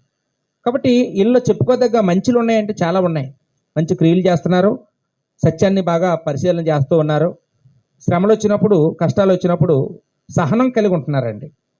నీవు సహనం కలిగి నా నామం నిమిత్తము, 3వ వచనంలో, భారం భరించి అలయలేదని నేను ఎరుగుదును. ఇవన్నీ మంచివేనండి. 4వ వచనంలో లోపాన్ని చెప్తున్నాడండి. ఏంటి, ఎఫెసు పట్టణంలో ఉన్న క్రీస్తు సంఘంలో కూడా లోపాలు ఉన్నాయండి. బైబిల్లో ఉన్న ప్రతి సంఘంలోనూ లోపాలు ఉన్నాయండి. లోపం లేని సంఘం ఏదీ లేదు. అయితే లోపం కలిగి ఉండడం తప్పు కాదండి, లోపం తెలియజేసిన తర్వాత దిద్దుకోకపోవడం తప్పు. మనిషి అయిన తర్వాత ఎవరైనా పొరపాటు చేస్తుంటారు. ఆ పొరపాటును దిద్దుకునే అవకాశం దేవుడు ఇచ్చినప్పుడు మనం దిద్దుకోవాలి, మారుమనసు పొందాలండి. అదే గొప్ప సంగతి. ఇక్కడ దిద్దుకునే అవకాశం ఇచ్చాడండి వీళ్ళకి. ఆయనను మొదట నీకుండిన ప్రేమను నీ వదిలితివి, నేను నీ మీద తప్పు ఒకటి మోపవలసి ఉన్నది. నీవు ఏ స్థితిలో నుండి పడితవో అది జ్ఞాపకం చేసుకొని మారుమనసు పొంది ఆ మొదటి క్రియలను చెయ్యము. అట్లు చేసి నీవు మారుమనసు పొందితేనే సరి, లేని ఎడల నేను నీ ఎద్దుకు వచ్చి నీ దీపస్తంభమును దాని చోట నుండి తీసివేతును. అదండి హెచ్చరిక. ఈ లోపం ఏంటో ఎవరైనా కనిపెట్టారండి? లోపం ఏంటమ్మా గౌరీ? లోపం ఏంటమ్మా? మొదటి ప్రేమను విడిచిపెట్టితివి. మరిచిపోతూ అనలేదండి అమ్మ. ఎప్పుడైనా సరే మరిచిపోవడం తప్పు కాదు, మరిచిపోవడం మానవ సహజం, విడిచిపెట్టడం తప్పు. అంటే కొంతమంది ఏం చేస్తారు, పిల్లలు కనేసి ఎక్కడో విడిచిపెట్టి వచ్చేస్తుంటారు. అమ్మ నాన్నని, వృద్ధులైపోయిన వాళ్ళని తీసుకెళ్ళి ఎక్కడో వదిలేసి వచ్చేస్తుంటారు. వదిలేసి రావడం, విడిచిపెట్టి రావడం అనేది ప్రిపేర్డ్గా చేస్తున్న తప్పు అండి. అవునా కదండి? వాళ్ళు అవగాహనతో చేస్తున్న పని. మరిచిపోవడం తప్పు కాదు, అది తెలియక చేసింది. విడిచిపెట్టడం అనేది తెలిసి సాహసించి చేసిన పని. అంటే వీళ్ళకి తెలిసి అంట మొదట్లో ఎలా ఉండేవాళ్ళం, ఎంత ఆసక్తిగా ఉండేవాళ్ళం, ఎంత టైంకి వచ్చేవాళ్ళం, ఎంత ఇచ్చేవాళ్ళం, ఎన్ని పనులు చేసేవాళ్ళం, ఎంత ఉత్సాహంగా ప్రయాణాలు చేసేవాళ్ళం, ఎంత కష్టపడేవాళ్ళం, అన్నీ తెలుసు. కానీ ఇప్పుడు చేయట్లేదు. చెయ్యాలని తెలుసు, ఇవ్వాలని తెలుసు, అన్నీ తెలుసు, కానీ విడిచిపెట్టేశారట. అండ్ ఈరోజు చూడండి, మనం కూడానండి, మనం బాప్తిసం పొందిన కొత్తలో ఏమీ లేకపోయినా మనం ఎన్నో చేసేవాళ్ళండి. కరోనా వచ్చిన తర్వాత మనందరిలో మార్పు వచ్చేసింది కదండి. ఇప్పుడు గృహ కూటాలు లేవు, ఇప్పుడు వీధి కూటాలు లేవు, ఇప్పుడు సువార్త కూటాలు లేవు. ఇప్పుడు అసలు దేనికి కూడా ఒక కార్యక్రమం చేయలేకపోతున్నామండి. ఏమైందండి? డబ్బులు లేవా? ఉన్నాయి. టైం లేదా? ఉంది. కానీ విడిచిపెట్టేసామండి అంతే. విడిచిపెట్టడం చాలా తప్పండి. మనం దేవుడిని విడిచిపెడితే దేవుడు మనల్ని విడిచిపెట్టేస్తాడండి. ఇక్కడ ప్రేమ అన్నాడు, ఏ ప్రేమ చెప్పలేదు. ప్రేమలు రెండు రకాలు ఉన్నాయి. దేవుని ఎడల ప్రేమ ఉంది, సహోదరుల ఎడల ప్రేమ ఉంది. వీళ్ళు ఏ ప్రేమను వదిలేశారో, రెండు వదిలేశారో తెలియదు. మొత్తానికి ప్రేమ తగ్గిందంట అండి. ఎప్పుడు ప్రేమ తగ్గకూడదండి, ప్రేమ కలిగి ఉండాలి. మనకి యేసుక్రీస్తు ఈ లోకానికి వచ్చి మనకు నేర్పించింది ప్రేమ. ప్రేమ కలిగి ఉందాం, ప్రేమగా మాట్లాడదామండి. అందరితో ప్రేమగా ఉందాం. ఒకవేళ ఎవరితోనైనా వందనాలు చెప్పకుండా వెళ్ళిపోయి ఉన్నాం కంగారులోన, మళ్ళీ వాళ్ళకి వచ్చే వారం కలిసినప్పుడు అమ్మ మొన్న వారం మాట్లాడకుండా వెళ్ళిపోయిన, సారీ అమ్మ అని చెప్పాలి, ఫోన్ చేశాను మాట్లాడాలి. అలా ఉండాలండి. ఎప్పుడు ప్రేమను మిస్ అవ్వకూడదండి. ఎవరి హృదయంలోనూ ప్రేమని పోగొట్టుకోకూడదు. మనం ప్రేమలో డెవలప్ అవ్వాలండి. ఏమండి? ఆ ప్రేమ లేకపోతే వేస్ట్ అండి. ప్రేమ కలిగి సత్యం చెప్పాలి. ఉట్టి సత్యం చెప్తే ఎవరు మారరు. అకుల పిసుకల్లో ఏం చూపించారు? అపోల్లో మీద ప్రేమ. ఏమండి? అలా ఉండడానికి ప్రయత్నం చేద్దామండి. ఒకవేళ మీరు మారుమనసు పొందకపోతే మీ దీపస్తంభాన్ని తీసేస్తాను అన్నాడండి. దీపస్తంభం అంటే సంఘం. సంఘాన్ని తీసేస్తాను. ఒకవేళ సంఘం ఉంటుందండి, ప్రభావాన్ని తీసేస్తాను. ఇప్పుడు చూడండి, కొన్ని చోట్ల సంఘాలు ఉంటాయి, 100 మంది ఉంటారు, కానీ దేవుని ప్రభావం ఉండదు. ఏలి కోడలు కొడుకుని కని అతనికి ఒక పేరు పెట్టిందండి, ఏకాబోధు అని. ఎందుకంటే ఆ పేరు పెట్టింది? ఇశ్రాయేలులో ప్రభావం పోయింది, అదిగా అర్థం ఇచ్చే పేరు పెడుతున్నాను నీకు అని చెప్పి చచ్చిపోయింది. మనిషి ఉన్నా ప్రభావం పోయింది, సుఖమే ఉంది. సంఘం ఉంది, ప్రభావం పోయింది. కాబట్టి ఎప్పుడు కూడా మనం ఆ ప్రభావాన్ని పోగొట్టుకోకూడదండి. ఆ ప్రభావం మనలో తగ్గకూడదు. మనం ఎప్పుడు ఏదున్నా ఏది లేకపోయినా దేవుని ప్రభావం మన మీద ఉండాలి, దేవుని నడిపింపు మనలో ఉండాలి. అలా ఉండడానికి మనందరం ప్రయత్నం చేద్దామండి. ఈ ఎపిసి సంఘం దగ్గర మనం అనేక విషయాలు నేర్చుకున్నామండి. ఒకప్పుడు వాళ్ళు మొదట్లో పుస్తకాలు కాల్చేశారు కదండి. పుస్తకాలు 50,000 రూపాయలు ఖరీదు చేసి పుస్తకాలు కాల్చేశారండి. ఇప్పుడు దేవుడికి ఒక 1000 రూపాయలు ఇమ్మంటే ఇవ్వలేకపోతున్నారు. ఇప్పుడు ఏమైంది? దీన్ని బట్టి తగ్గిందా లేదా? ఎంతమంది శత్రువులు వచ్చినా పౌలు నేను వెళ్ళిపోతాను, వాళ్ళకి లొంగిపోతాను, నన్ను కొట్టినేయండి పర్వాలేదంటే, మీరు వెళ్ళడానికి వీల్లేదండి, మీ ప్రాణాలకు మా ప్రాణాలు అడ్డన్నారు. అప్పుడు ఏమైంది? తర్వాత తగ్గింది. తగ్గకూడదండి. దేవుడి పట్ల కానీ సహోదరుల పట్ల కానీ ప్రేమ రవ్వంతా కూడా తగ్గకూడదు. మన వయసుతో పాటు మనలో ఉన్న ప్రేమ పెరగాలి, వృద్ధి అవ్వాలి, అభివృద్ధి అవ్వాలి, కానీ వెనకపడకూడదండి. ఒకవేళ ఇక్కడ ఉన్న మనలో ఎవరిలోనైనా దేవుడి పట్ల కానీ సహోదరుల పట్ల కానీ ప్రేమ తగ్గిందేమో, నాలో ఏం తగ్గిందా అని ఎవరికైనా ఆలోచించుకోండి. తగ్గుంటే ఏం చేయాలమ్మా? దిద్దుకోవడానికి ప్రయత్నించేద్దాం, అభివృద్ధి చేసుకోవడానికి ప్రయత్నించేద్దాం. ఓపికగా వాక్యమైన మీకు వందనాలు చెల్లించుకుంటూ ముగిస్తున్నాను.